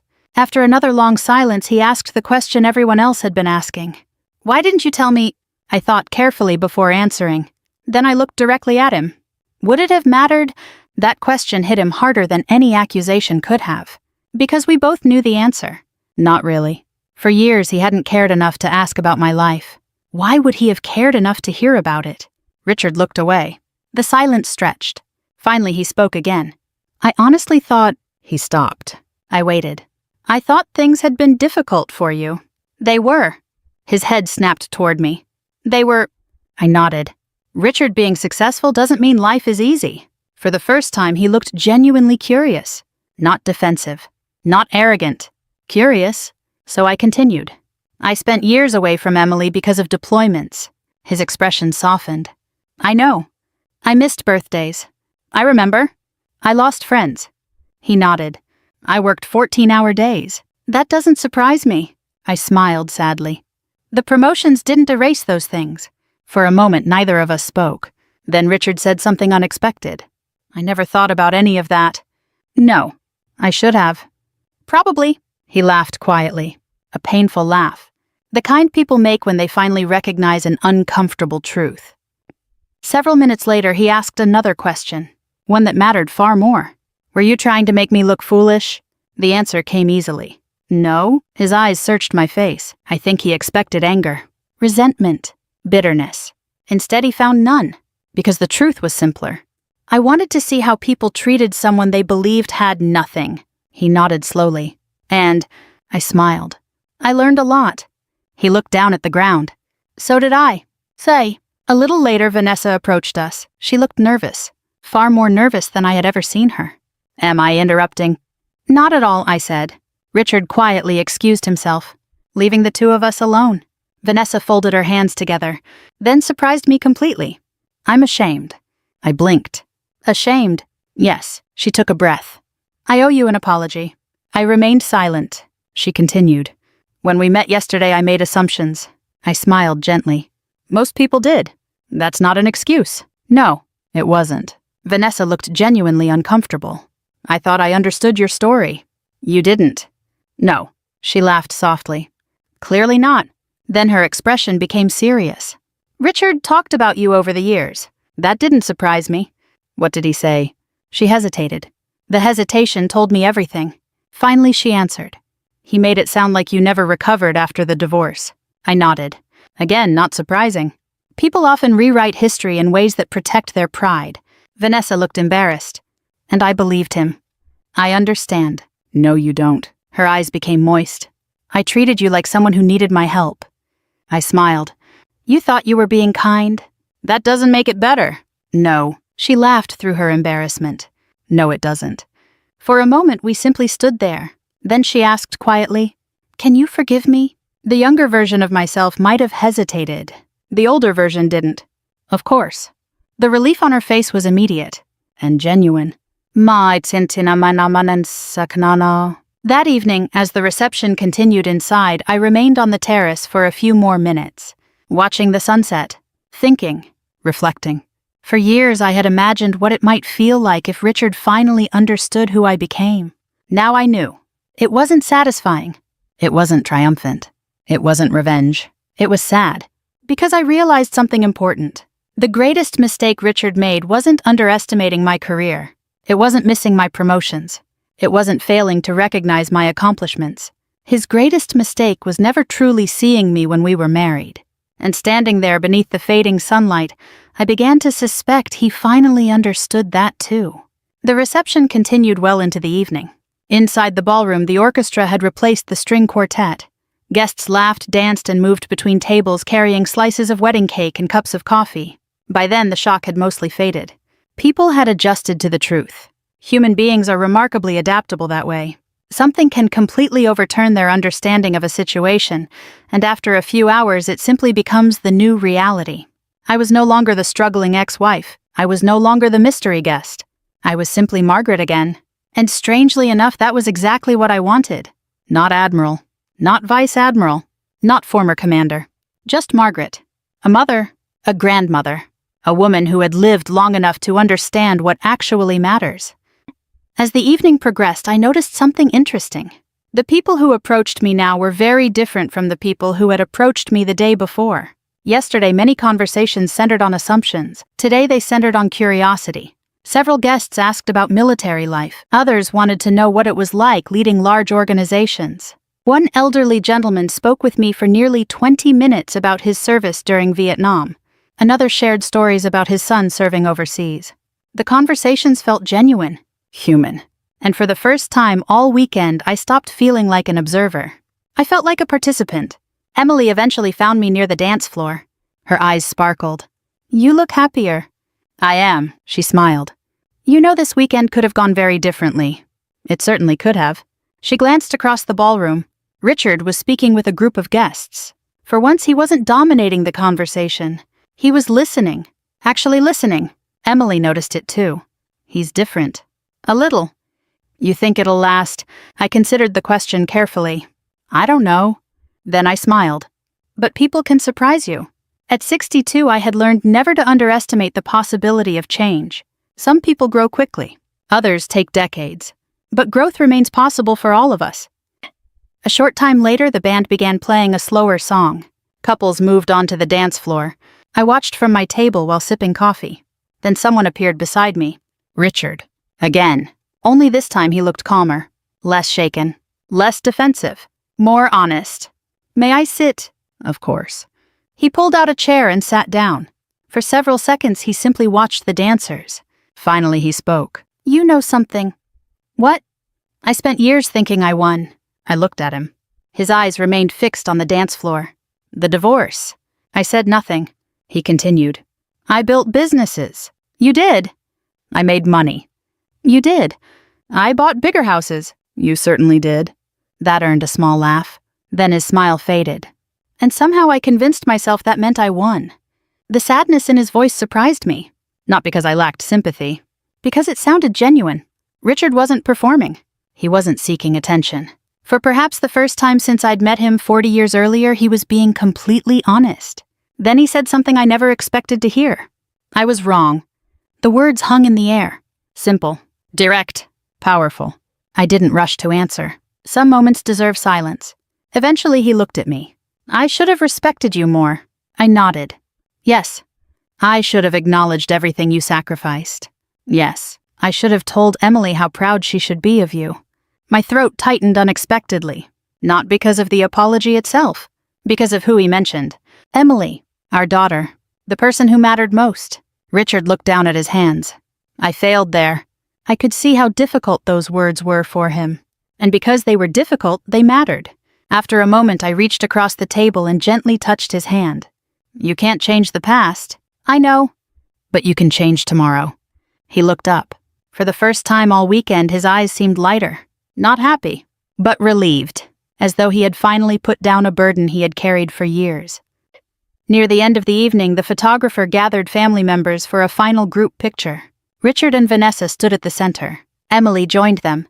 Then someone waved me over. Margaret, get in here. I laughed. Before long, we were all standing together. The photographer adjusted his camera. Everyone smile. The flash went off. And for one brief second, the complicated history between us disappeared. No winners. No losers. No ex-husbands. No ex-wives. Just family. Imperfect family. But family nonetheless. 3 weeks later, Emily invited all of us to attend her daughter Sophie's elementary school awards ceremony. It was held in a small school gymnasium. Metal folding chairs. Homemade decorations. Proud parents and grandparents. Nothing glamorous. Nothing expensive. The kind of event that reminds you what real life looks like. Richard sat beside me. Vanessa sat on his other side. We chatted politely. Comfortably. No tension. No competition. When Sophie received her award, she practically bounced across the stage with excitement. Afterward, she ran straight toward us. Grandma! I opened my arms and hugged her. She grinned. Then she asked the question children always seem to ask. Grandma, what's the best thing about being an admiral? The adults around us smiled, waiting. I thought for a moment. Then I answered honestly. The best thing, she nodded eagerly. The best thing is learning who you are. She looked confused. I laughed. People will always tell you who they think you should be. She listened carefully. But real strength comes from knowing who you are even when nobody else sees it. Sophie considered that. Then she smiled. I think that's a good answer. I do too. As I drove home that evening, I thought about everything that had happened. The invitation. The assumptions. The wedding. The revelation. The apologies. The healing. For years, I believed success would be measured by promotions, achievements, and rank. Those things mattered. Of course they did. But they weren't the most important things. The most important victory was something much quieter. Peace. The ability to let go of old wounds. The ability to forgive without forgetting. The ability to move forward without bitterness. That was the real victory. Not becoming an admiral. Becoming someone who no longer needed to prove anything. And if you've ever been underestimated, overlooked, or judged by appearances, I hope this story reminds you of something important. Your value does not come from what others think of you. It comes from who you are when nobody is watching. And sometimes the people who underestimate you end up teaching you the most important lesson of all, that your worth never depended on their approval in the first place. If this story meant something to you, take a moment to share it with someone who might need that reminder today. And if you enjoy stories about resilience, family second chances, and finding peace after life's hardest chapters, I'd be honored if you joined us again for another story. Thank you for spending this time with me. My father called on a Thursday afternoon while I was finishing paperwork in my office at Naval Station Norfolk. His voice was sharp before I even said hello. The bill is $26,000. I leaned back in my chair and stared through the window toward the gray waters of the Elizabeth River. How will you pay? For a moment, I honestly thought I had misheard him. Not because of the amount. Not because he was asking for money. But because of who was asking. 3 days earlier, I had driven 6 hours across Tennessee to attend my younger brother's wedding. 3 days earlier, I had stood alone in an empty parking lot while workers folded chairs and hauled trash bags toward a dumpster. 3 days earlier, my brother had sent me a text message that changed everything I thought I knew about my family. And now my father wanted to know how I planned to pay for a wedding I wasn't even allowed to attend. I laughed. Not loudly, not angrily. Just enough for him to hear it. Then I said 6 words. Then Tyler can pay it himself. Silence. The kind of silence that tells you someone just heard a truth they never expected. Dad, nothing. Finally, he whispered, "Rachel." I ended the call. That was the moment everything changed. But to understand why I have to go back a few days, my name is Rachel Morgan. I'm 38 years old and a commander in the United States Navy. I've spent almost 20 years serving my country. I've deployed overseas. I've missed birthdays, missed Christmas dinners, missed funerals, missed anniversaries. Like most military families, mine always said they understood. Or at least I thought they did. When my younger brother Tyler announced his engagement, everyone was excited. Mom called me immediately. "She's wonderful, Rachel. You're going to love her." Her name was Melissa. School teacher? Small-town Tennessee girl. Kind smile. Good family. The kind of person who made Tyler seem more responsible than he actually was. I was genuinely happy for him. Tyler and I weren't particularly close anymore, but he was still my brother, and despite everything, I loved him. A few months before the wedding, Tyler called. "Listen," he said, "money's tight." That wasn't surprising. Money was always tight for Tyler. At 34 years old, he had changed jobs more times than I could count. Meanwhile, our parents had spent years helping him whenever things fell apart. I didn't judge him for it. Everyone struggles differently, but I knew exactly where the conversation was heading. "How much do you need?" I asked. He laughed. "You always know." In the end, I agreed to help. Not because anyone pressured me, because I wanted my brother to have a nice wedding. I paid several vendors directly. The venue deposit, part of the catering, photography, various expenses that kept appearing. The total eventually climbed higher than I originally expected. Still, I never complained. Tyler thanked me repeatedly. Mom thanked me. Dad thanked me. They all promised I'd be there for the big day. A few weeks before the wedding, I submitted leave paperwork through my command. Getting time off isn't always simple. Military schedules don't revolve around weddings. But fortunately, things lined up. I secured 3 days. Just enough. My plan was simple. Fly into Nashville. Rent a car. Drive to the venue. Attend the ceremony. Spend time with family. Return to Virginia. Nothing complicated. The morning of my flight, I actually felt excited. That might sound strange. At my age, family gatherings aren't always exciting. But military life creates distance. You start appreciating opportunities to reconnect. The flight was smooth. The weather was beautiful. By early afternoon, I was driving through rolling Tennessee hills toward the wedding venue. Mom had sent me the address weeks earlier. An old restored barn outside a small town. Exactly the kind of place people choose for rustic weddings these days. I remember smiling when I first saw the property. String lights, white fences, beautiful countryside.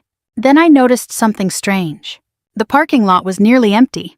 Maybe 20 cars. Not hundreds. Not dozens. Just a handful. No music, no guests, no activity. I checked my watch. I wasn't late. I was actually early. I parked and walked toward the entrance. A worker was carrying folding chairs. Another was loading equipment into a truck. Someone was sweeping the floor. Confused, I approached an older man near the doorway. "Excuse me." He looked up. "Yes, ma'am. I'm here for the Morgan wedding." The man frowned. "The Morgan wedding was yesterday." For a second, I simply stared at him. Yesterday. I thought maybe he'd confused the names. "Are you sure?" He nodded. "Positive." My stomach dropped. I stepped away and immediately pulled out my phone. No missed calls. No messages. Nothing. Then a text appeared. "Tyler." The message had been sent less than 2 minutes earlier. I opened it. The first line read, "We got married yesterday." I felt my pulse quicken. Then I read the second line.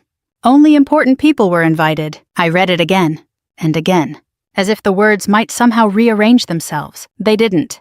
I stood alone in that parking lot while workers cleaned up my brother's wedding. The wedding I helped pay for. The wedding I took leave to attend. The wedding my entire family knew I was traveling across the country to attend. A dozen emotions hit me at once. Shock. Confusion. Embarrassment. Anger. But mostly sadness. Deep sadness. Because this wasn't really about the wedding. Not entirely. It was about realizing that everyone had known. Mom knew. Dad knew. Tyler knew. Relatives knew. No one warned me. No one called. No one stopped it. I climbed back into my rental car and sat there for several minutes. The steering wheel blurred as tears filled my eyes, not dramatic sobbing. Just quiet disappointment. The kind that comes when people you trust reveal who they really are. Eventually, I started the engine. Then I drove away. No phone calls. No arguments. No angry texts. Just silence. The 6-hour drive back to Nashville felt longer than any deployment flight I'd ever taken. And somewhere along that highway, I made a decision. For the first time in my life, I was done rescuing Tyler. I didn't know it yet, but 3 days later my father would call demanding money. And that decision would finally be tested. The drive back to Nashville should have taken a little over 6 hours. It felt like 12. I kept the radio off.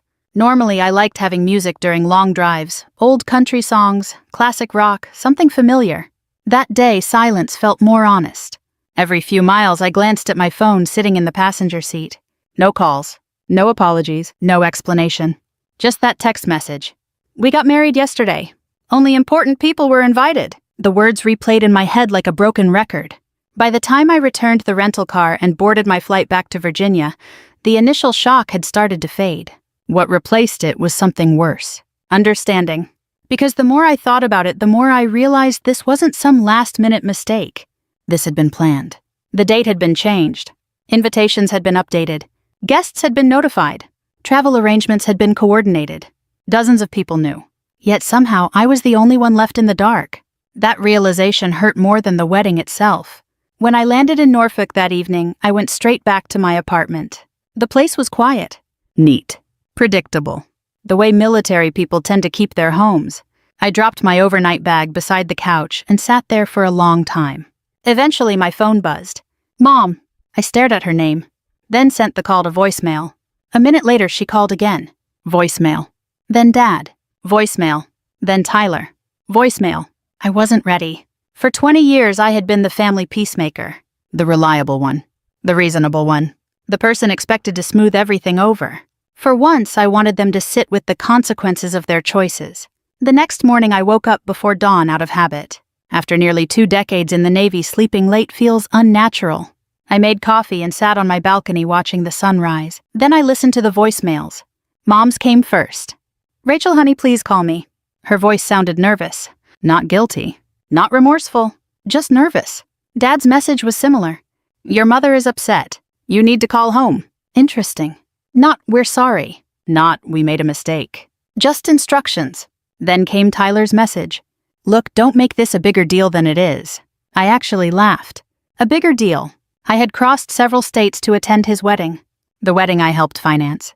The wedding I wasn't allowed to attend. And somehow I was the one making it a bigger deal. I deleted the voicemail. Then I got dressed and headed to work. Military life has a way of forcing perspective. No matter what's happening in your personal life, the mission continues. People still depend on you. Responsibilities remain. That's one reason I stayed in the Navy so long. The rules are clear. Accountability matters. Actions have consequences. Family life wasn't always like that, especially in my family. As I drove onto base that morning, memories started resurfacing. Memories I usually kept buried. Tyler and I grew up in a small Tennessee town. Our father worked construction. Our mother worked at a local bank. We weren't rich. We weren't poor. Just ordinary. But from the time we were kids, there seemed to be 2 sets of rules. One for Tyler. One for me. When Tyler forgot homework, Mom called the teacher. When I forgot homework, I was told to be more responsible. When Tyler wrecked his first car at 17, Dad helped buy another one. When my transmission failed during college, I worked 2 jobs to replace it myself. Little things. Hundreds of little things. None of them seemed huge individually. But over time they added up. I became self-reliant. Tyler became dependent. And our parents never seemed to notice the difference. After high school, I joined the Navy. Not because I hated home. Because I wanted opportunities. Structure. Purpose. I found all 3. Military service changed my life. It taught me discipline. Leadership. Resilience. But it also created distance. The farther my career progressed, the more my family viewed me as the one who always had everything together. If someone needed money, they called Rachel. If someone needed advice, they called Rachel. If someone had a problem, Rachel would fix it. At first, I didn't mind. Helping family felt natural. Then helping became expectation. And expectation slowly became entitlement. The wedding was a perfect example. About 6 months earlier, Tyler had called me late one evening. "Can I ask a favor?" Those words should have been a warning. Instead, I listened. The venue deposit was overdue. The photographer wanted payment. The caterer needed confirmation. Money was tight. Could I help? I agreed. Not because I was wealthy. Military officers aren't millionaires. But I was comfortable. No children. No extravagant lifestyle. I could afford it. Over the next few months, invoices arrived regularly. Some were small. Some weren't. Every time Tyler promised he'd pay me back eventually, I knew he probably wouldn't. But I didn't care. I wanted him to have a beautiful wedding. What bothered me now wasn't the money. It was the realization that while I was paying vendors, my family was quietly planning a wedding without me. That afternoon, I finally opened social media. A mistake. Photos flooded my screen. The ceremony. The reception. The dance floor. Family portraits. Smiling faces everywhere. My parents. My aunts. My uncles. My cousins. Even relatives who hadn't spoken to Tyler in years. They all made the guest list. I didn't. One photo stopped me cold. It showed Tyler standing beside Dad. Both were smiling. Dad had his arm around his son. The caption read, "Perfect day with everyone we love." Everyone. I stared at that word, then locked my phone. For the first time in my life, I felt like an outsider in my own family. The next morning, another surprise arrived. An email. One of the wedding vendors had accidentally copied me on a payment reminder. The subject line caught my attention immediately. "Outstanding balance due." I opened it. The amount made my eyebrows rise.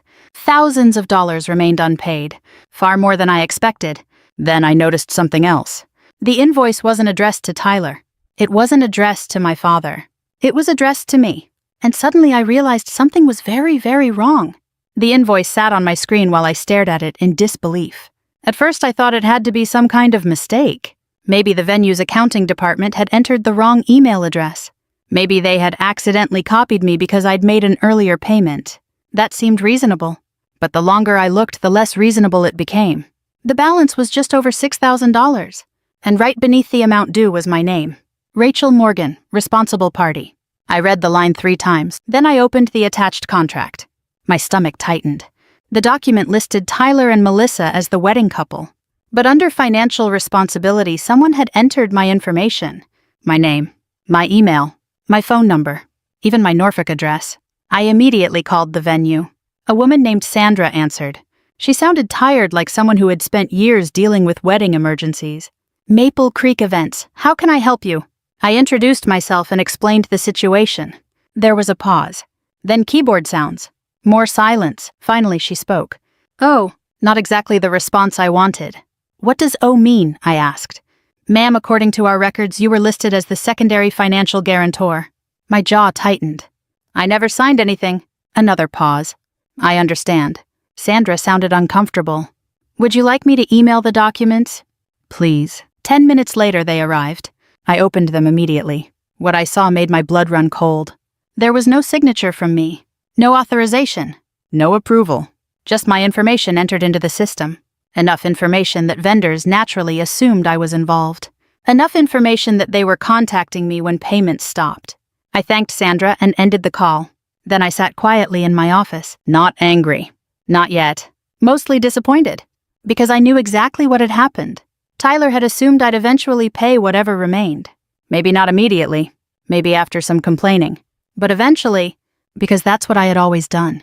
The responsible sister. The dependable sister. The backup plan. The family ATM. The difference this time was simple. I was done. That evening, Mom called again. Then Dad. Then Tyler. I ignored all 3. A few minutes later, my cousin Janet called. That got my attention. Janet wasn't usually involved in family drama. I answered. "Hey." "Rachel." She sounded hesitant. "Are you okay?" I laughed softly. "Depends who's asking." "Fair." For a moment, neither of us spoke. Then Janet sighed. "I didn't know." I closed my eyes. "Didn't know what?" "About the wedding date." That surprised me. "What do you mean?" "I got a call 2 days before." She lowered her voice. "They said the venue had scheduling issues." I frowned. That wasn't what Tyler's text suggested. "They moved it up one day." "Yes." "And nobody thought to tell me." Silence. Then Janet said something important. "Honestly, Rachel, I assumed somebody already had." That hurt.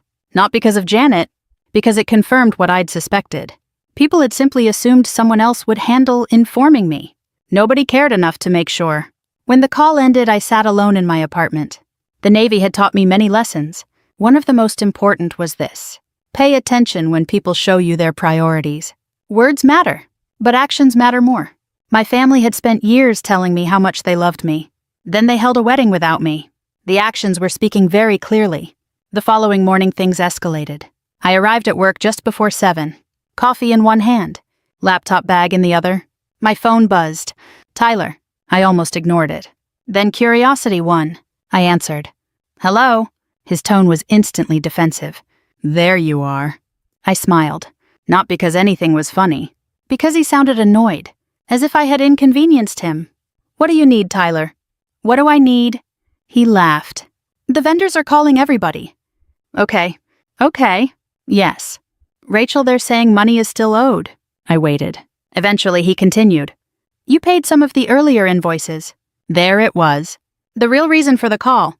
Not an apology. Not an explanation. Money. Always money. That's correct. So when are you paying the rest? I actually looked around my office to make sure I'd heard correctly. When am I paying the rest? Yeah. His voice suggested this was obvious. Like he was asking when I planned to pick up groceries. I leaned back in my chair. Tyler, what? Did you invite me to your wedding?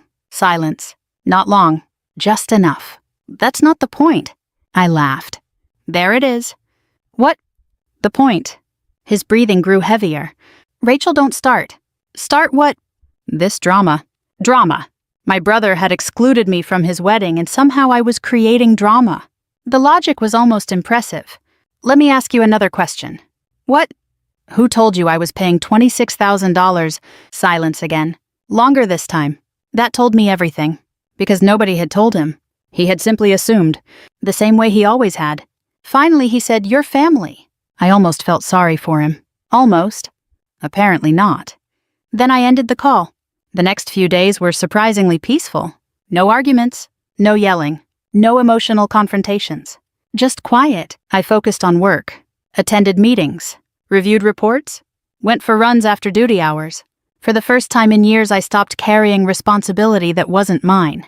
Then Friday afternoon arrived, and with it came my father's phone call. The one that changed everything. The bill is $26,000. His voice was strained. How will you pay? This time, unlike the first call, I didn't laugh immediately. Instead, I asked a question. Why would I pay? Dad sounded genuinely confused, as if the answer were obvious. Because in his world it was. Rachel, your brother needs help. I looked out my office window toward the harbor. Gray clouds were moving over the water. For years, those words would have worked. Your brother needs help. Your family needs help. Someone has to step up. Someone has to sacrifice. Someone has to fix it. And that someone was always me. Not anymore. I finally laughed. Then I delivered the 6 words that would send shockwaves through my family. Then Tyler can pay it himself.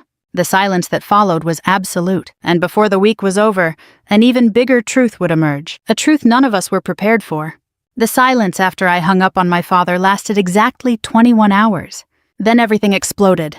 Saturday morning I was drinking coffee on my balcony when my phone started ringing. Mom. I ignored it. 30 seconds later she called again. Then again. By the 4th call I answered. Mom? Rachel, thank goodness. Her voice sounded frantic. Not sad. Not apologetic. Frantic. We need to talk. I took a sip of coffee. About what? You know what? No, Mom, I really don't. A long pause followed. Then she lowered her voice. The wedding bills. There it was again. Not the humiliation. Not the deception.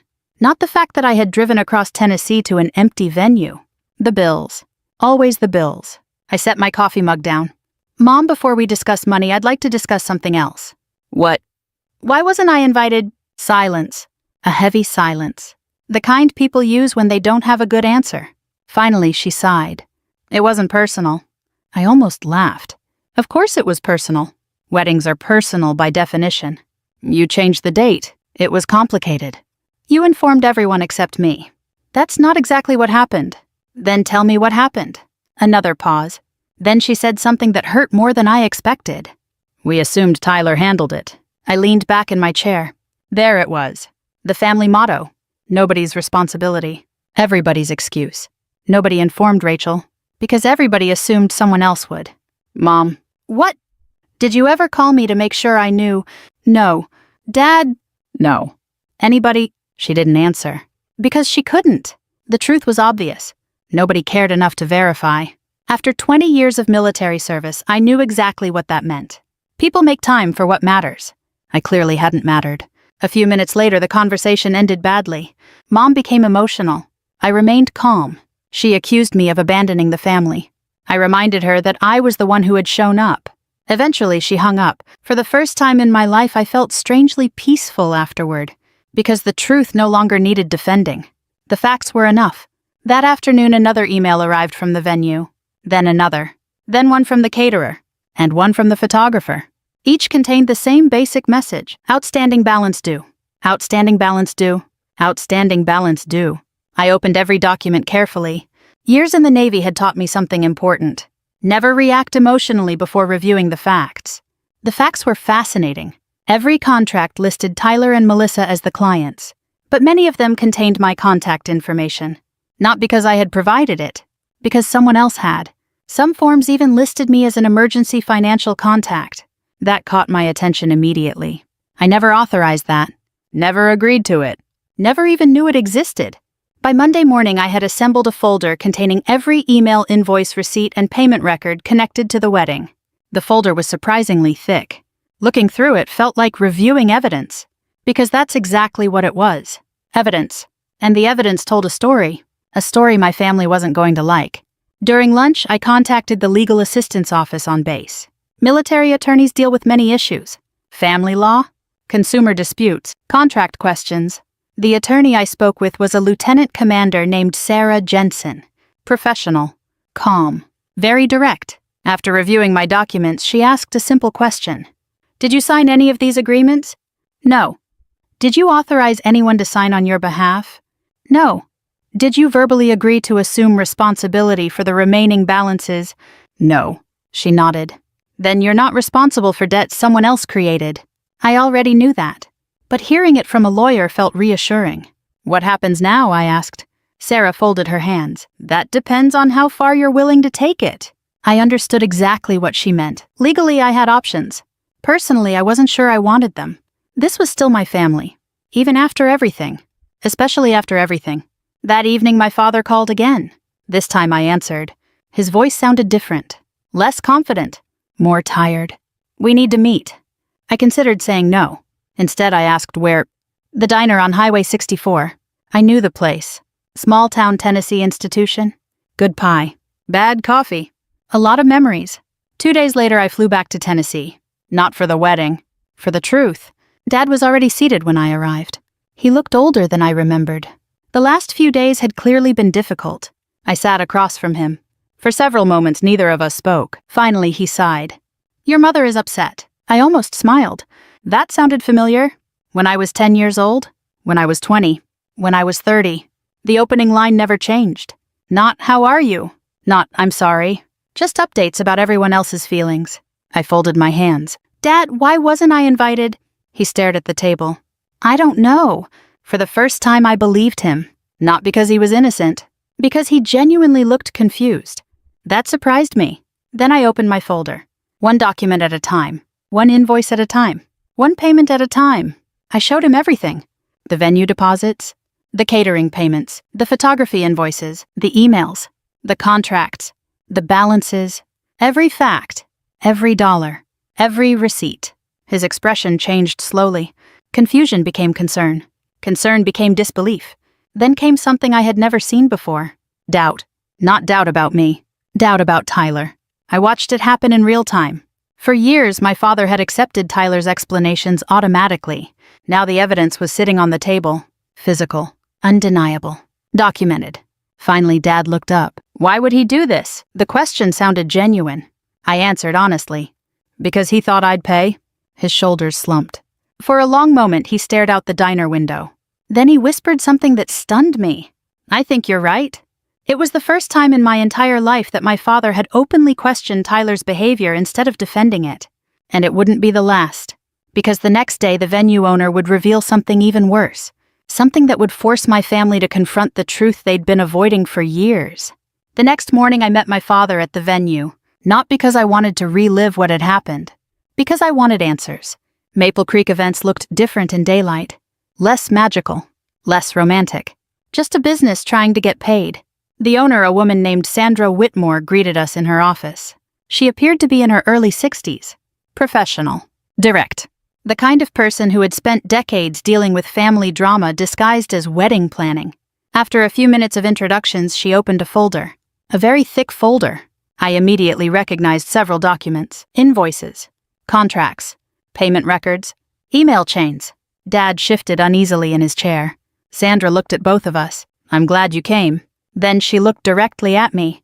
"Commander Morgan, there's something you should know." My stomach tightened. "What is it?" She slid several pages across the desk. I studied them carefully. At first glance, they looked ordinary. Then I noticed something. Several vendor forms listed me as the responsible financial contact. Not unusual by itself, except for one detail. The forms included a digital authorization, supposedly from me. I frowned. "That's not my signature." Sandra nodded. "We know." My father looked confused. "What does that mean?" Sandra folded her hands. "It means your daughter never approved these documents." Dad stared at her, then at me, then back at the papers. Slowly the reality began sinking in. The venue had already investigated. Not because they suspected fraud, because several details didn't match. Wrong phone extension. Incorrect military rank. Minor mistakes. The kind of mistakes someone makes when pretending to be another person. Nothing criminal had been reported. At least not yet. But the situation was serious. Very serious. My father suddenly looked pale. "Tyler filled these out." Sandra nodded. "That's our understanding." The room went quiet. For a moment, nobody spoke. I wasn't angry anymore. Anger requires surprise. At this point, I wasn't surprised. Just disappointed. Dad looked devastated. The expression on his face reminded me of something. The moment a parent realizes a story they've believed for years might not be true. Because this wasn't really about a wedding. It wasn't about $26,000. It was about a lifetime of excuses. A lifetime of rescuing one child while expecting the other child to absorb the consequences. Sandra eventually broke the silence. "The vendors are preparing collection actions." Dad swallowed hard. "Against Rachel?" "No." Sandra shook her head. "Against the people who signed the agreements." For the first time since I'd arrived, I felt a weight lift from my shoulders. Not because Tyler was in trouble, because the truth was finally catching up with reality. After leaving the venue, Dad and I sat in the parking lot. Neither of us seemed eager to leave. The Tennessee air felt unusually warm for late spring. Finally, Dad spoke. "I owe you an apology." I looked at him. He rarely apologized. In fact, I could count the number of times on one hand. "What for?" His laugh sounded bitter. "Where should I start?" That answer surprised me. For several moments, he stared through the windshield. Then the words started coming. Slowly at first. Then faster. "I should have called you." "Yes." "I should have made sure you knew about the date change." "Yes." "I should have asked questions." I nodded. "Yes." His eyes grew moist. The sight caught me off guard. My father wasn't an emotional man. Construction workers from his generation rarely were. "I thought your brother would handle it." There it was again. The same excuse everyone used. But this time it sounded different. Not defensive. Regretful. "I know." He nodded slowly. Then he said something I'd never heard before. "I've been making excuses for him for years." The honesty stunned me. Because it was true. And hearing him admit it felt almost surreal. We spent the next hour talking. Really talking. Not arguing.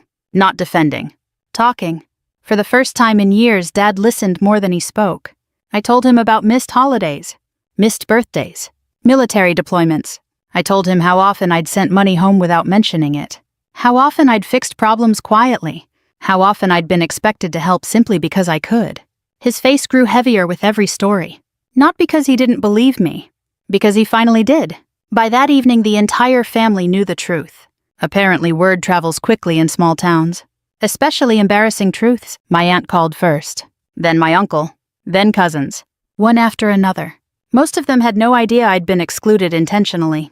Many had assumed I couldn't attend because of military obligations. When they learned what actually happened, reactions were surprisingly consistent. Shock. Disappointment. Anger. Not toward me. Toward Tyler. The biggest surprise came from Melissa, my new sister-in-law. She called me late that night. Her voice sounded exhausted. "I need to ask you something." "Okay." "Is it true?" I knew exactly what she meant. "Which part?" "The part where you paid for half our wedding." I sighed. "Close to half." Silence. Then I heard her take a shaky breath. "Tyler told me you weren't interested." I closed my eyes. Of course he had. "He said you were too busy." "No." Another pause. Longer this time. Then she whispered, "Oh my God." The truth was finally spreading.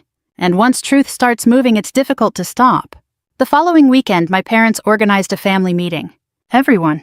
Tyler, Melissa, Mom, Dad, several relatives. Nobody was excited about it. But everybody knew it had to happen, because the wedding disaster wasn't really the problem anymore. The problem was what had caused it. Years of favoritism, years of entitlement, years of silence. And for the first time, nobody seemed interested in pretending otherwise. When I walked into my parents' living room that Saturday afternoon, Tyler was already sitting on the couch.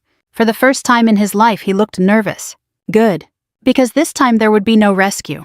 No excuse. No Rachel fixing everything. Only consequences. And before the day ended, my brother would finally reveal why he had really excluded me from his wedding. The family meeting began exactly the way I expected. Awkwardly. Nobody knew where to sit. Nobody knew what to say. And nobody wanted to be the first person to speak. My parents' living room suddenly felt much smaller than I remembered. Tyler sat on one end of the couch. Melissa sat beside him, but noticeably farther away than a newlywed wife normally would. Mom occupied her favorite recliner. Dad stood near the fireplace. A few close relatives filled the remaining chairs. The atmosphere felt less like a family gathering and more like an intervention. Which in a way it was. I took a seat near the window and waited. For once I wasn't going to carry the conversation. Eventually Dad cleared his throat. "We need to talk honestly." Nobody disagreed. That alone was unusual. For years, honesty had been the one thing my family avoided whenever it became uncomfortable. Especially when Tyler was involved. Dad looked directly at his son. "Tell us the truth." Tyler stared at the floor. Silence. Then more silence. The room became so quiet I could hear the old grandfather clock ticking in the hallway. Finally, Melissa spoke. Her voice wasn't angry. It was hurt. "Why wasn't Rachel invited?" Tyler didn't answer. Melissa repeated the question, this time more firmly. "Why wasn't Rachel invited?" My brother rubbed his face. For the first time in days, he looked exhausted, like someone who had finally run out of explanations. Then the truth started coming out. Not all at once, piece by piece. The way difficult truths usually do. It wasn't supposed to become this big. Nobody responded. Because that wasn't an answer. Tyler swallowed hard. Then he looked directly at me. Something shifted in his expression. The arrogance I'd heard during our phone calls was gone. The entitlement was gone. What remained looked surprisingly human. Embarrassed. Ashamed. Small. I was jealous. The room went silent. Even Dad looked stunned. I certainly was. Of all the excuses I expected, jealousy wasn't one of them. Tyler laughed bitterly. I know how stupid that sounds. Nobody interrupted. He continued. Everywhere I went, people talked about Rachel. His eyes met mine briefly, then dropped again. Rachel's in the Navy. Rachel's an officer. Rachel got promoted. Rachel bought her own house. Rachel's doing amazing. I listened quietly. Not because I enjoyed hearing it. Because for the first time he was being honest. When people talked about me, he shrugged. They usually asked what job I had this month. Nobody laughed. Nobody smiled. Because it wasn't funny. It was sad. Tyler leaned forward. I know you worked hard for everything. He looked at me. I know you earned it. Then came the sentence that changed everything. But every time somebody compared us, I felt like I was losing. The room remained silent. Not because people agreed. Because they understood. Jealousy isn't logical. It's emotional. And sometimes it grows quietly for years. I started resenting you. His voice cracked slightly. Even though you never did anything wrong. Melissa wiped away tears. Mom looked devastated. Dad looked like someone revisiting 20 years of parenting decisions. I felt something unexpected. Not satisfaction. Sadness. Because I could suddenly see the whole picture. Not excuse it. Understand it. There is a difference. Tyler wasn't a villain. He was a man who had spent years measuring himself against someone else. And instead of improving himself, he'd allowed resentment to grow. By the time the wedding arrived, that resentment had become something ugly. Something capable of hurting people. Including me. Melissa spoke again. You told me Rachel didn't want to come. Tyler closed his eyes. I know. You lied. I know.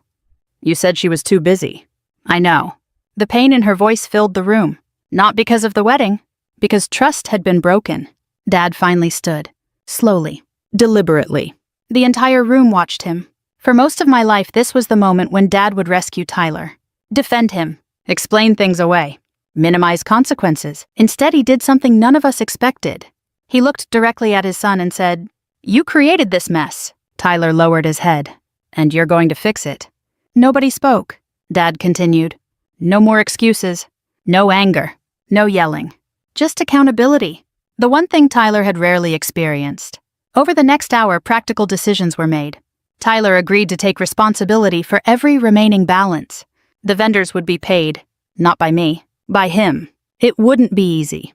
He'd have to sell his recreational vehicle, drain savings, take extra work. But for the first time, the responsibility belonged to the person who created the problem. As the meeting ended, people slowly began leaving, one by one. The tension gradually disappeared. Eventually, only 4 people remained. Mom, Dad, Tyler, me. Mom walked over first. Tears filled her eyes. "I'm sorry." The words sounded genuine. Not perfect, but genuine. "I should have called." I nodded. "Yes," she cried softly, not dramatic crying, just the quiet tears of someone recognizing a painful truth. Dad approached next. For a moment he simply stood there. Then he hugged me, something he hadn't done in years. "I failed you." The words hit harder than I expected, because they cost him something to say. Real apologies usually do. I hugged him back. Not because everything was fixed, because healing had finally begun. The biggest surprise came last. Tyler. He stood awkwardly near the doorway, like a teenager preparing to confess something. "I don't expect forgiveness." I smiled slightly. "Good." A few relatives would have laughed at that. Tyler actually did. Then I continued. "Forgiveness takes time." He nodded. "I understand." For a long moment we simply stood there. Brother and sister. No excuses. No arguments. No lies. Just truth. Finally he spoke. "I'm sorry, Rachel." And for the first time since this entire disaster began, I believed him.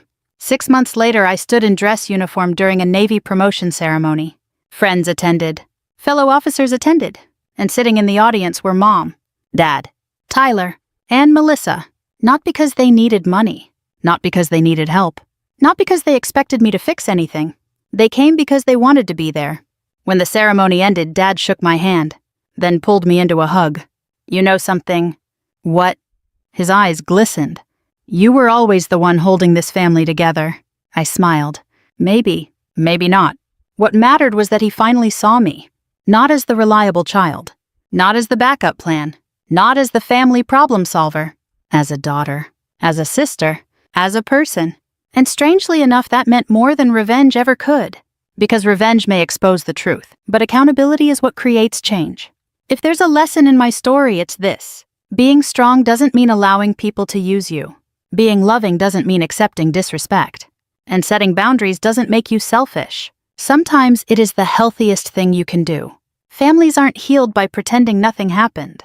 They're healed when people finally tell the truth and take responsibility for their actions. If this story reminded you of someone in your own life, or if you've ever been the person who was taken for granted, I'd love to hear your thoughts. And if you enjoy stories about resilience, family second chances, and finding strength after betrayal, consider sharing this story with someone who might need it today. Thank you for spending this time with me. Take care of yourself, and remember your worth.